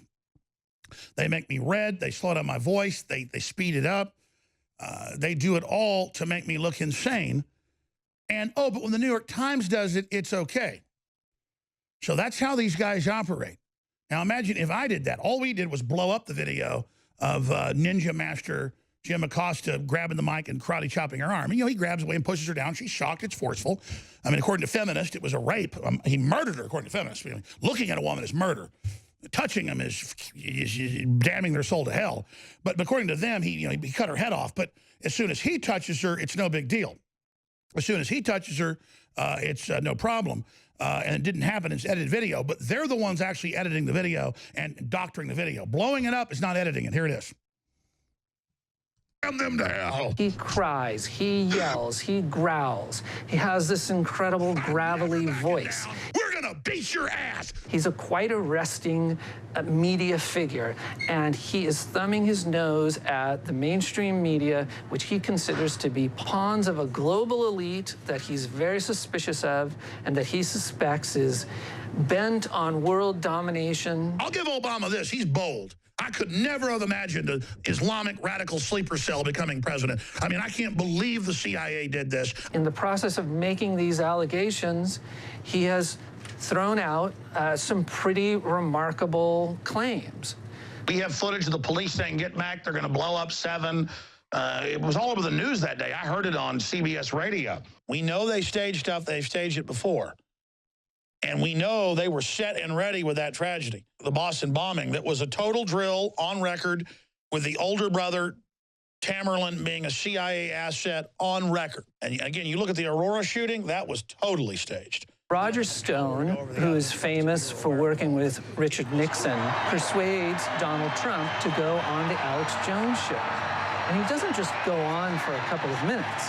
He's on for a half an hour, and it's this rambling conversation. We need surveillance. We need proper surveillance. For 3 years, I've been saying hit the oil because ISIS is getting stronger. We lose with every country, and yet we don't get along with any countries. China is killing us. There's no doubt that Donald Trump and Alex Jones were mutually beneficial to each other because his audience is specifically the kind of voters that Donald Trump needed and wanted to be talking to. On the other hand, Alex Jones was able to have a larger platform because of his access to Donald Trump. Roger Stone thinks that Alex Jones will be very useful in selling the Donald Trump legislative agenda, whatever that ends up being, to a public that is hardwired to be skeptical and disapproving of what happens in Washington, D.C. And that's somebody telling you the sky's blue. And it's all from their perspective, like we sociopathically went, oh, you'll be good for me, I'll be good for you. No. I told Roger months before Trump won, I said, he's going to win. And then I said, all hell's going to break loose, because I had personal experiences when I was a kid watching what happened when Reagan left office and George Herbert Walker Bush came into office. And watching just from some family I knew what happened with because let me tell you, Bush was a Democrat. And he was trying to get rid of all the Reagan people that were out there. And I'm going to just leave it at that. And I learned real early who the bad guys were. Real early.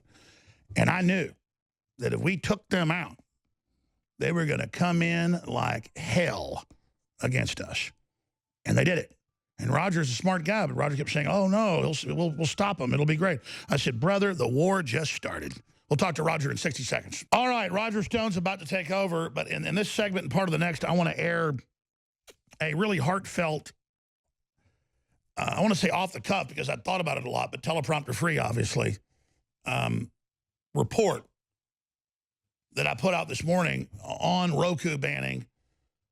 And you know, I'm not really strategic, but we created a really primitive app that was halfway broken, or page, for Roku 7 years ago when it first came out. And we had over 1 million viewers a week on average to it. But during the ban, I just forgot to mention it, or they would have banned it already. They would have got the brigades. But then when somebody made a fan app that shot up to the front page, it was so popular, within 24 hours it was banned. And the hyperventilating about banning us and all of it was just next level.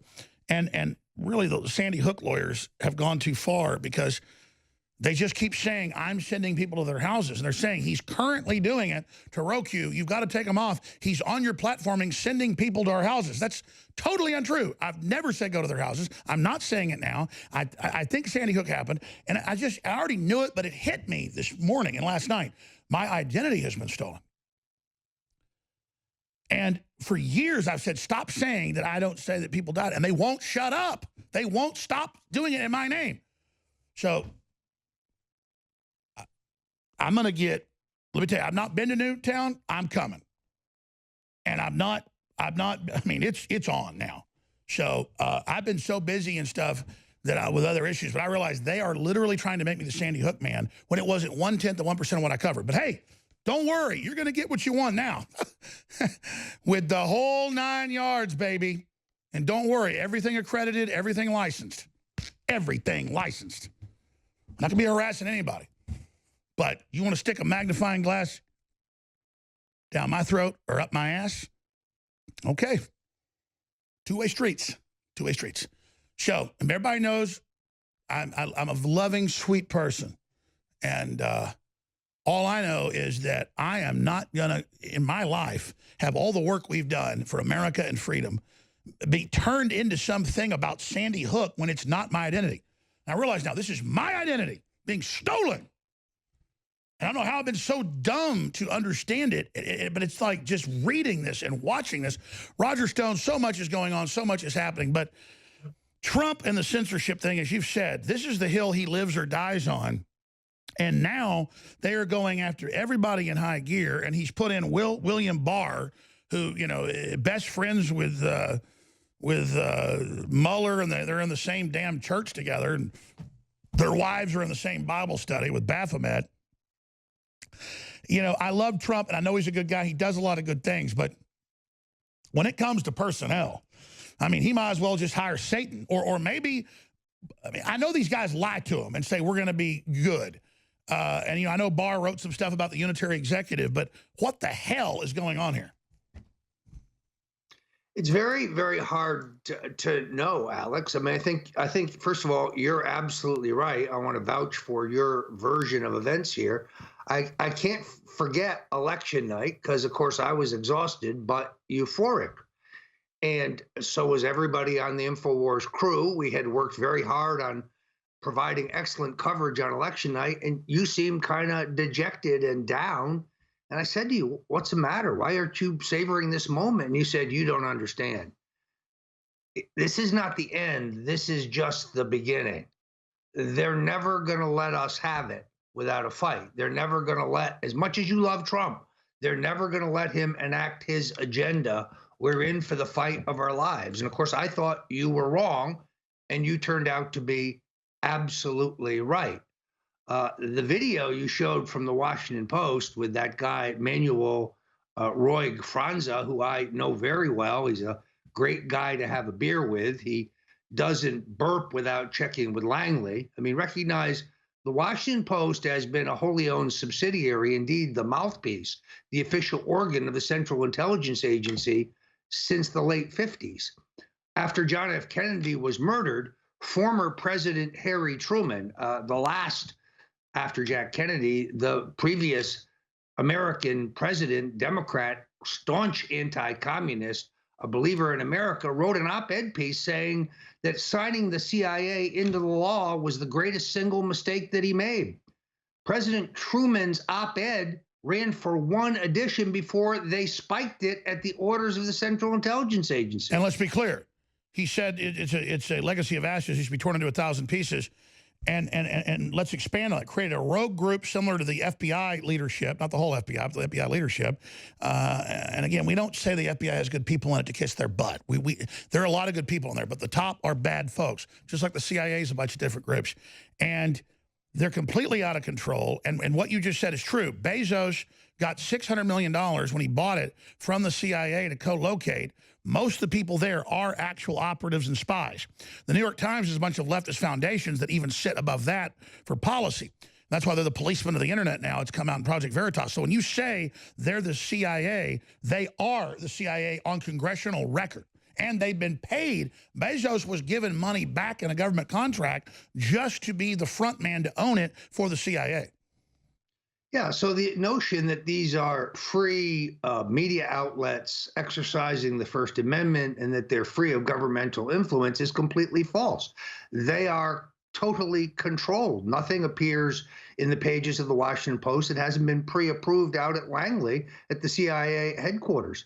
I know people say, oh, Stone, Jones, you're just conspiracy theorists. Oh, let me go further. I mean, I had some high-level former and current CIA people, actually 3 of them total, who were saying, oh, yeah, Trump's great. Yeah, great, blah, blah, blah. This, there's good people at the CIA. They like what you're doing. But a couple months ago, I started getting threatened and, hey, you better go against Trump and we're not going to talk to you anymore. And so, no, you're wimps is what you are. They stick their finger up when the Chi-Coms are selling the country out and they go, if he might go down, we better turn against him. You're not Americans. You're cowards. You're not even thugs. You're not even gangsters. You're punk little boys. You make me sick, un-American trash. So in the whole coup, even Sean Hannity gets it now. There's an ongoing coup against the president going on by the FBI. All of it's come out. The bombshells against Trump are bombshells against them, as you know, that they were illegally spying. They lied to Congress. They found nothing, and they're still ongoing. My God, this is insane. You know, Alex, I've got to tell you, in the 50-plus years I've been in American politics, I've really never seen anything like this moment. It's almost like the New York Times story, which revealed, with some excellent reporting, that in the wake of Donald Trump's firing of James Comey, who had willfully covered up the criminality of Hillary Clinton and the breaches of national security involved in her use of a secret, illegal email server, they have fomented a greater torrent, a greater tsunami of fake news in the last 72 hours than anything I have seen in the 50-plus years I've been in America. And that means they're one of two things, but I think it's both co-equal. They're going in a major offensive out of desperation that Trump is moving with the grand juries, which QAnon didn't crap out of its rear end, which are confirmed now against McCabe and others. I think that's what this is. Total desperation, last moves. Well, the whole new narrative is beyond belief. Trump is a Russian agent.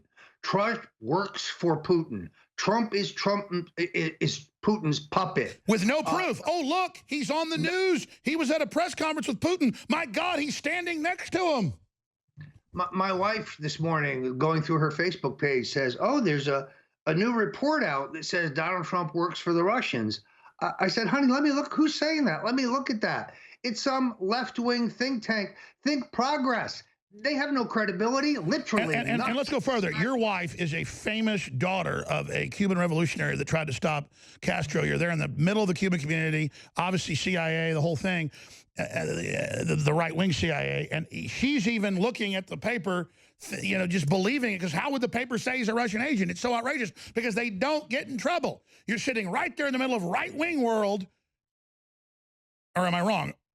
We'll be right back, ladies and gentlemen. Infowars.com, newswars.com. Tomorrow's news today. If Infowars isn't American, nothing is. We're Russians like we're Chinese Easter bunnies. Today, the tyrant rules not by club or fist, but disguised as market research. He shepherds his flocks in the ways of utility and comfort. Marshall McLuhan.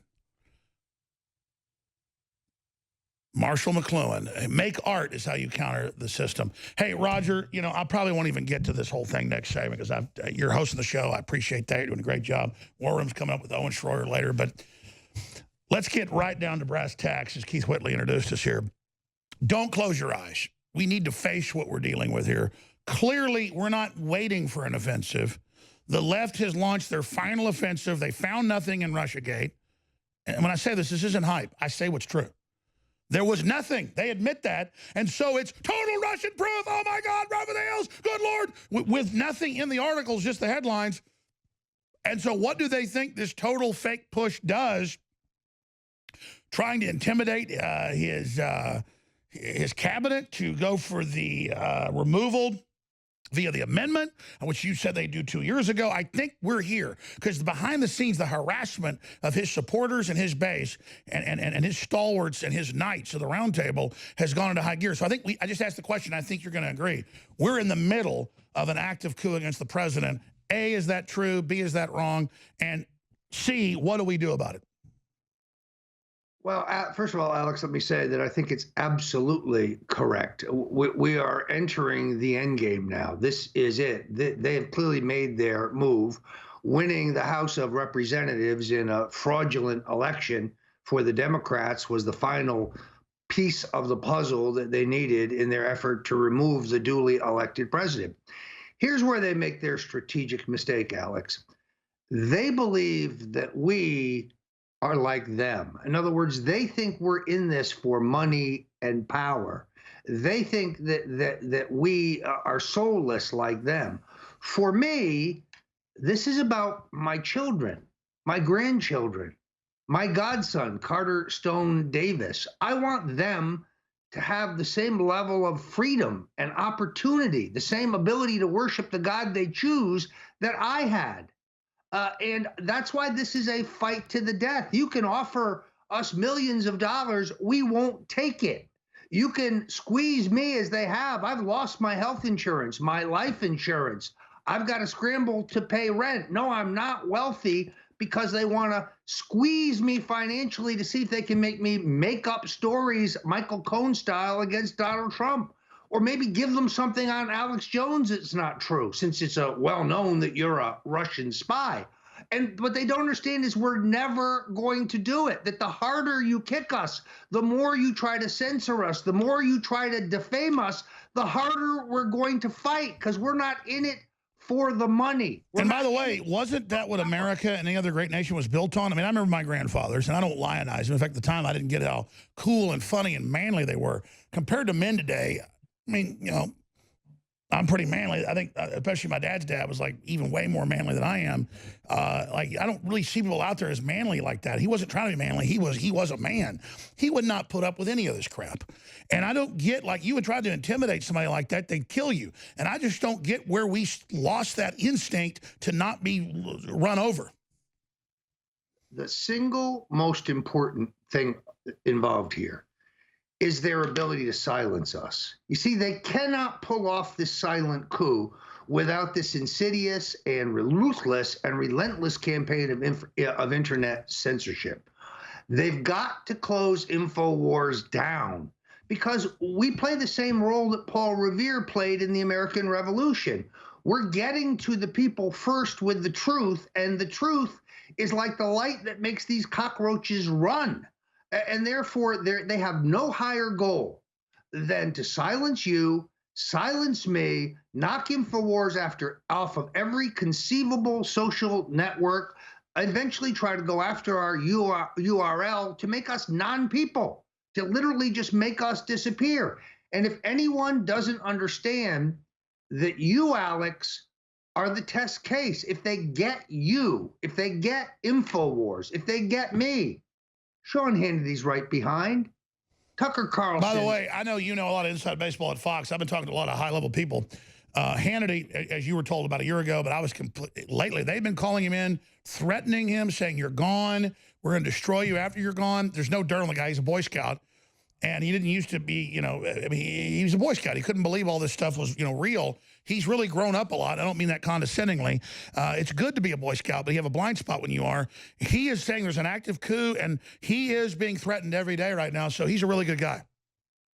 There's no question. There's a handful of patriots there. Tucker Carlson, Laura Ingraham, Sean Hannity. They're not long for this world. Oh, Ingraham just lost her top-rated show because she can't get any damn sponsors. And all these conservative companies won't go do it because they're wimps. You're going to lose it all, boys. Your golf course, your mistress, all your jack crap, because your private jet, because you didn't bet on America. That's what makes me sick is so many of these guys have money. They say they're conservatives, and they won't. Oh, I don't want to be on Laura Ingraham now. Take an opportunity of someone being boycotted. You get cheaper advertising. They don't have that instinct, Roger. They don't have the grit anymore.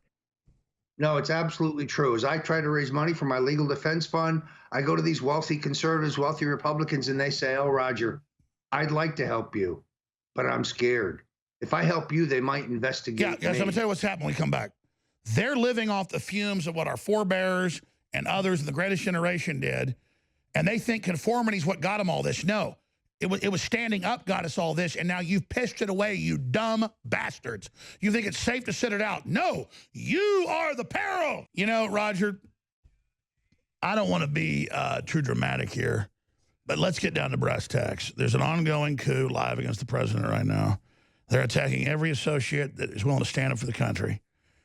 And Americans tire of things, and a lot of people are awake, a lot are engaged, but others don't get the main battles now. It's supposed to happen during elections. They don't get, this is not an election. The country's in a fight for its very survival right now. So I kind of took the show over today. This hour you were going to be hosting. You'll be on the War Room coming up in the next 3 hours with Owen Schroyer and yourself. But what else is going on? What else is on the radar screen? And what do the listeners need to do? Not like we're bitching at them, but they want to be in the fight. There's so much they should be doing right now. And so I want to get your perspective on what I should do, what you should do. I mean, what is your gut level on that? Well, in all honesty, Alex, we began an initiative before Christmas that is still, I think, the component that's key to all of this. Yeah. And that is to persuade President Trump to right now direct his Justice Department to initiate antitrust action to stop the racketeering by the internet tech giants who are trying to strangle not just InfoWars, but every single conservative, Republican, pro-Trump voice on the internet. This is the key to victory. If we lose this fight, there is no winning. And therefore, folks who want to help, you can still go to WriteTrump.com. WriteTrump, W-R-I-T-E, Trump.com. Sitting in my garage, I have 50,000 letters for President Donald Trump. I'm waiting until he comes to Palm Beach. He's been working so hard to break the back of the Democrats on this stand down over the wall. He has not come to Florida, but I can tell you, I'm going to personally deliver your letters to Mar-a-Lago so he can see that the American people support his tweets on this subject, but they want him to take action. This is not a program we've abandoned, folks. It's just a program we were forced to put aside. But right now, there is nothing more important, because if they shut InfoWars down, America's early warning system is out of commission. You're not going to be able to find out what's going on. You're going to hear about the coup as they're leading Donald Trump to the gallows, and that will be too late. There is no more important fight now. The other thing, and you say this every day, Alex, and I repeat it on the War Room, if you see a link of something we do here, InfoWars, News Wars, the War Room, and it catches your eye, you think it's persuasive and compelling, take that link and send it to your friends. Send it, put it up on your Facebook account, your Twitter account, your Instagram account, your Snapchat account. Spread the word. You see, they can shut us down, but they can't shut all. That's right, Roger. You're hosting the second hour of the War Room. I'm going to air a special report next segment. Great job, and thank you, Roger Stone. Okay. Thank you.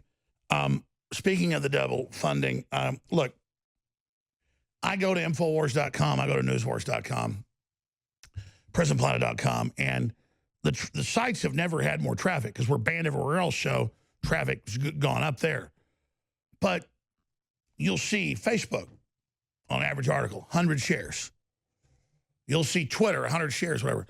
We used to have the average article 1,000 shares, 2,000 shares. Some things 25,000 shares. I think our record was like 100,000 shares once on a Facebook deal. People know, oh, if I put out Alex Jones, I'm going to get 7 days out of my Facebook where I talk to my grandbabies. I don't want to do that. That's fine. It'll take them a while to demonize News Wars and brand it for banning. We found people don't get banned. They don't get blocked for News Wars. And we're going to start launching new websites every month. That'll be the new website you can promote our syndicated information and not get banned on Twitter or Facebook, because they've just got, you know, people that barely speak English in India, great folks, but over there, you know, censoring and kind of brigading leftists, but they're always busy using drugs or not working here in America. So literally, they don't know which end is up. And so we're launching in the next few weeks. There'll be new websites every month, and we'll keep the sites going forever, too. We're going to launch, I plan to launch this year 20 websites, 30 websites. We're going to launch a, well, we're working with folks that are launching a real social network that'll be free and open. Wait till you see that. That's going to happen the next few months. And, you know, they got me behind last year with the demonization, the lawsuits, the lies. I wanted to hire more people. I wanted to do more shows. But a lot of it is, you think these personalities, I'm not being mean about it, actually scares the hell out of me. You think a lot of these personalities you see on the internet that seem together and ready and doing it, they, on average, there's not a work ethic out there. Like the conservative or libertarian or nationalist work ethic's very high compared to leftists, but it's still not an InfoWars work ethic. And so I'm trying to build an army. And I'm trying to find the people to get on air. And it's not an easy situation. But here's the thing. I know how metaphysics work. I know how the universe works. I know how the cow ate the cabbage. If you're not expanding, you're imploding. There is no set stasis. There is no managed system. There is no uncontinuum. The continuum is always launching forward into the future. So I can go on air and tell people that InfoWars could shut down. And that would be a very true statement. If I don't have the will, InfoWars could shut down tomorrow. If I fight as hard as I can, and people don't support us, we shut down in a year. You support us and get creative and get fired up, we won't just be here 100 years. We'll be here forever. We'll turn the whole thing around. Our grandchildren on Mars bases and jump bases and God knows what are going to look back and say, you know, we struggled here, we made it. Unlike all these other test cases that God put in place. You know, there's a lot of eggs. A lot of, like Christ said, I have other flocks. It's a lot of... God's big. God makes a lot of stuff, you know. And you know, I want to be on the winning team. I want to like, hey, you know, hey, come on in. You made it. Good to have you here. Yeah, you were infested by the child raping demons. You ought to see what we had to go through. But thank God we're moving forward now. We got some big challenges, though, because we got these guys to deal with. And that's really where this goes, is you want to play video games all day? Let me tell you, God's got a big war for you ready. I've actually, let's just say I've seen a few things. Let's just say I've seen some of the levels above this one, and it's unbelievably amazing. It's also scary. And so people have to be willing to face fear. If you can't face George Soros and Hillary Clinton and Adolf Hitler and Mao Zedong, are you going to really be able to face the other stuff? Because God wants warriors that are smart and are ready to build things and are also ready to fight. And so this is playland. This is baby town. This is dress up. This is like little boys playing soldier in the woods. And you're like, well, this is pretty damn real and pretty, I understand. Let's understand. You don't go to the next level without getting a big weight put on your back. And, I mean, I don't know what's going to happen to me in the future. I mean, all I know is I want to go with the master builder. I want to go to the next level. I want to be with the spirit that I've experienced, not these devil worshipers. They're cold and failed and feels like being in a tomb. I want life. I want Jesus. All right, this is a really serious report, and it's 19 minutes long. We haven't uploaded to Infowars.com, and I can be in a good mood about all this, and you can too, but I need you to share this video. It'll be uploaded the next hour at Infowars.com. The title's basically Alex Jones's official response to the Roku ban and Sandy Hook developments. And it's really important. I was almost late getting on air today because I was up here getting ready for the show, and I was having meetings, and I said, you know, I'm in this regular studio too much, and people almost just take this studio like, oh, that's just regular Alex. Let's do it in another studio. People tend to pay attention to it, but this is really life and death, and I don't want to be overconfident in this whole thing. They are branding me with things I haven't done to hurt you. And you have to understand that. This isn't just some saying. I'm bound to you, you're bound to me. We're in this together. We hang together, hang separate, as Benjamin Franklin said. And so whatever you got to do, your whole text message list, your whole email list, whatever it is, hey, here's the guy they're lying about. Did you ever hear what he actually had to say? And then you heard the CIA and the Washington Post saying, oh, God, he's dangerous. Don't listen. He's super persuasive. I don't have teleprompters. I'm not that good. I'm just not a devil worshiper. That's what's so frustrating about this is these people are missing their basic humanity. And that's what they're so scared of. And thank God Trump's pulling people out of all these countries. Thank God he's trying to fix juvenile justice and justice reform and not give blacks longer prison sentences than white people. You hear a damn word out of the leftist black controllers? No, because they were funded by the KKK to keep control of black people. And I'm not going to sit here and patronize black people and kiss your ass like I'm some racist. I just don't want you to get aborted and died and let's just go forward and live our lives. Get it, black racists? I don't like you. I don't like all your pompous BS, all your crap. By the way, I don't want to kill you. So you're smart, right? Come with me if you want to live. And that doesn't mean come with me. It means this information's the damn truth. You think my soul wants a bunch of dead black babies and a bunch of black people in prison so that I feel big and powerful? No. And I'm not going to sit here and watch a bunch of leftists pin that on me or Trump or anybody when we're actually trying to free your ass. But you got to free yourself first. So I'm not going to kiss your ass when I sit here and try to pull a drowning man out of the water that the government's tied steel bowling balls to.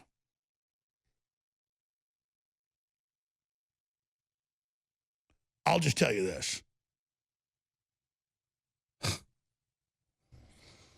Owen Schroeder's coming up, and I'll get him to air this full video there, too. Please ask Owen as soon as he can the first hour to air my whole statement. It takes 2 segments, and it needs to get out, and it's very important. But the whole thing will be posted. Here's the first few minutes of it. We'll end this transmission. Here it is. Last night, hundreds of newspapers, TV stations, and television networks all unanimously ran the same headlines. That Alex Jones, because he's dangerous, has been taken off of the popular streaming service Roku less than 1 day after his new channel went up. I have a statement about what really happened with Roku and what this signifies for free speech in this country in a moment. But first, I want to look at the heart of why we've been removed off of Roku and hundreds of other platforms in a systematic, coordinated campaign. The Democratic Party, led by Hillary Clinton and John Podesta, chose to make Sandy Hook, and my statements about it, the centerpiece of their campaign against Donald Trump in the final months of the 2016 presidential campaign. Hillary Clinton and the willing accomplice corporate media then twisted and exaggerated what I had said about Sandy Hook. When Hillary subsequently then lost the election, that continued to be one of the main narratives the Democrats were putting out. And it became mythological, what I had supposedly done at Sandy Hook and who I had sent to go after the families. None of it was true. But I had been typecast. I had been labeled the Sandy Hook denier man. When in the full spectrum of what I've covered and what we've done here at InfoWars, Sandy Hook has been less than 0.1% of what we've covered. But that was in the first 4 or 5 years after the tragic events. In the following 3 years, yes, it's hard to believe, it's been almost 8 years, the media began to hype what I had supposedly said and done as a way to, again, get people to dislike me and to not listen what I had to say on a host of issues. Now, fast forward to 2018, members of the Sandy Hook families, through prominent Democrat lawyers, filed lawsuits on me. Now, years before, I had said that I thought Sandy Hook happened. Years before, I had said, don't go to the Sandy Hook folks' houses, because I'd already been falsely blamed over and over again for doing that in the beginning when I never did. And steadfastly, the lawyers and the families and all the PR people will never quote me. They'll never call me for a comment. And they go, the lawyers, the families, all these people on television and on New York Times podcast just last week, and say, if he'll just stop saying our children died, we wouldn't sue him. If he'll just stop harassing us, we'll stop. And when I first heard this a few years ago, I was like, I did say I thought it happened. Here's a tape from 3 years ago. And that was 2 years ago, so that was 5 years ago. And there would never be any response. So then I started reaching out to the families long before I was sued, saying, hey, the internet questioned what happened. People saw some anomalies. The public questions big events because the babies in incubators in the Iraq war didn't get their brains bashed out. That launched a whole war. People know about Gulf of Tonkin that was based on a lie that killed millions. People know about false flags, both in fiction and in nonfiction. The whole House of Cards TV show had that almost every episode. So the fact that the internet questioned Sandy Hook, and then we looked at the anomalies and had debates about it, can be cherry-picked and taken out of context. But within a few years, the Sandy Hook investigators, some of them were so kooky and so aggressive that I began to realize that some of what they had found wasn't true. So that I couldn't say that it was totally synthetic and staged. But it doesn't matter, because it's all taken out of context and used as a bludgeon to beat the free press and myself and my family, and I have children, over the head. So it's not fair, and it's destructive, even if you hate Alex Jones or the image they built in the media, to say it's hurtful to say nobody died, and to say don't come to people's houses, and then it's the very lawyers and PR firms that are out there saying it over and over and over and over again in my name, in my identity. And I have made countless videos. We have reached out. I have said, please stop saying that I'm currently saying go to people's houses when I never did it to begin with. They're saying there's a clear and present danger. They're saying there's a crisis. They're saying that you've got to take him off the air because he's sending people to harass us. That is a false report to the wider world, published everywhere. There have been over 10,000 published articles in different newspapers demonizing. We're going to go to break. This is a really important video. I'm asking listeners who I love and I respect and I appreciate, when it goes live the next hour at Infowars.com, to share this video. Stay with us. Conservatively, there have been several thousand articles written in the last 3 years demonizing Infowars and yours truly for selling high-quality supplements. In fact, even the Washington Post, owned by Jeff Bezos, that owns the biggest sellers of supplements in the world, even that organization has written hit pieces claiming I'm a fraud in selling snake oil when they're owned by a man who owns Amazon and Whole Foods.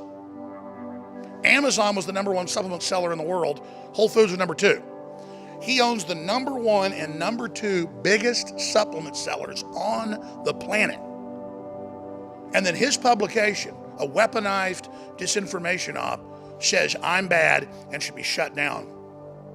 When more than 15 of the 70 products we have at InfoWarsLife.com are private labeled, highest quality, top of the line, that are sold at Whole Foods for higher prices. Think about the level of that fraud. And I've sent messages to these news organizations pointing that out, no response. They never want to get my comment. Now, why am I saying that? It's simple. We have a lot of proprietary original products, but a lot of them are also private labeled, whatever already has 5 stars, whatever people already love, whatever's been tested to be the best. So we have a great product, you love it, you reorder it. The globalists are going to test our products, trying to find something. So we're going to be able to, defeat all that. It's a 360 win. We defeat them, you win, I win. It's amazing. And you've seen them come after our attempts to even process credit cards and shut down InfoWarsStore.com and InfoWarsLife.com. I mean, it's incredible, not just what frauds they are and how they're anti-free market and how they're racketeering against us, not just Jeff Bezos, but this entire system of mainstream media and mainstream corporations and banking are even worse than Bezos and Amazon. It's hard to believe. I'm just illustrating how crazy this all is. Now, I'm going to be cutting some informational pieces in the next few weeks that go into great depth on each one of the products. I've done this for some of the products, but I haven't done it in a while. Haven't done it for the new products because, quite frankly, it's like going to school for a college exam to try to accurately talk about how great these products are. But just know this. Whatever the attributes that Jeff Bezos and Amazon and Whole Foods are allowed to tell you about their flagship products, these are as good or better. These are all the top of the line, very best. I can't even tell you what they do and the history of it and how amazing they are because they selectively enforce and will send the FDA after us. You see, I'm a subhuman. I'm garbage. So Bezos can make all the claims. Whole Foods can make all the claims because this stuff is dynamite. Turmeric's dynamite. Iodine that's clean is dynamite. Super Male Vitality, they have similar products. It's all dynamite. They can tell you how great it is and show you all the facts and tell you because they're the elite. I'm just scum, just like you according to them. But the good news is you've seen how great these products work.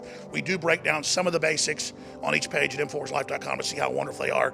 But experience turmeric, experience X3, experience Super Male Vitality, Super Female Vitality. That, by the way, is the last run of our best-selling product, Super Male Vitality, Super Female, because we can't even get the wild-crafted herbs anymore, so we can't get the supply, and I'm sick of it, so I'm discontinuing it because it's so frustrating. This is the last run, and it's all 50% off. Bodies, X3, and Super Male at InfoWarsStore.com and InfoWarsLife.com. Thanks for your support.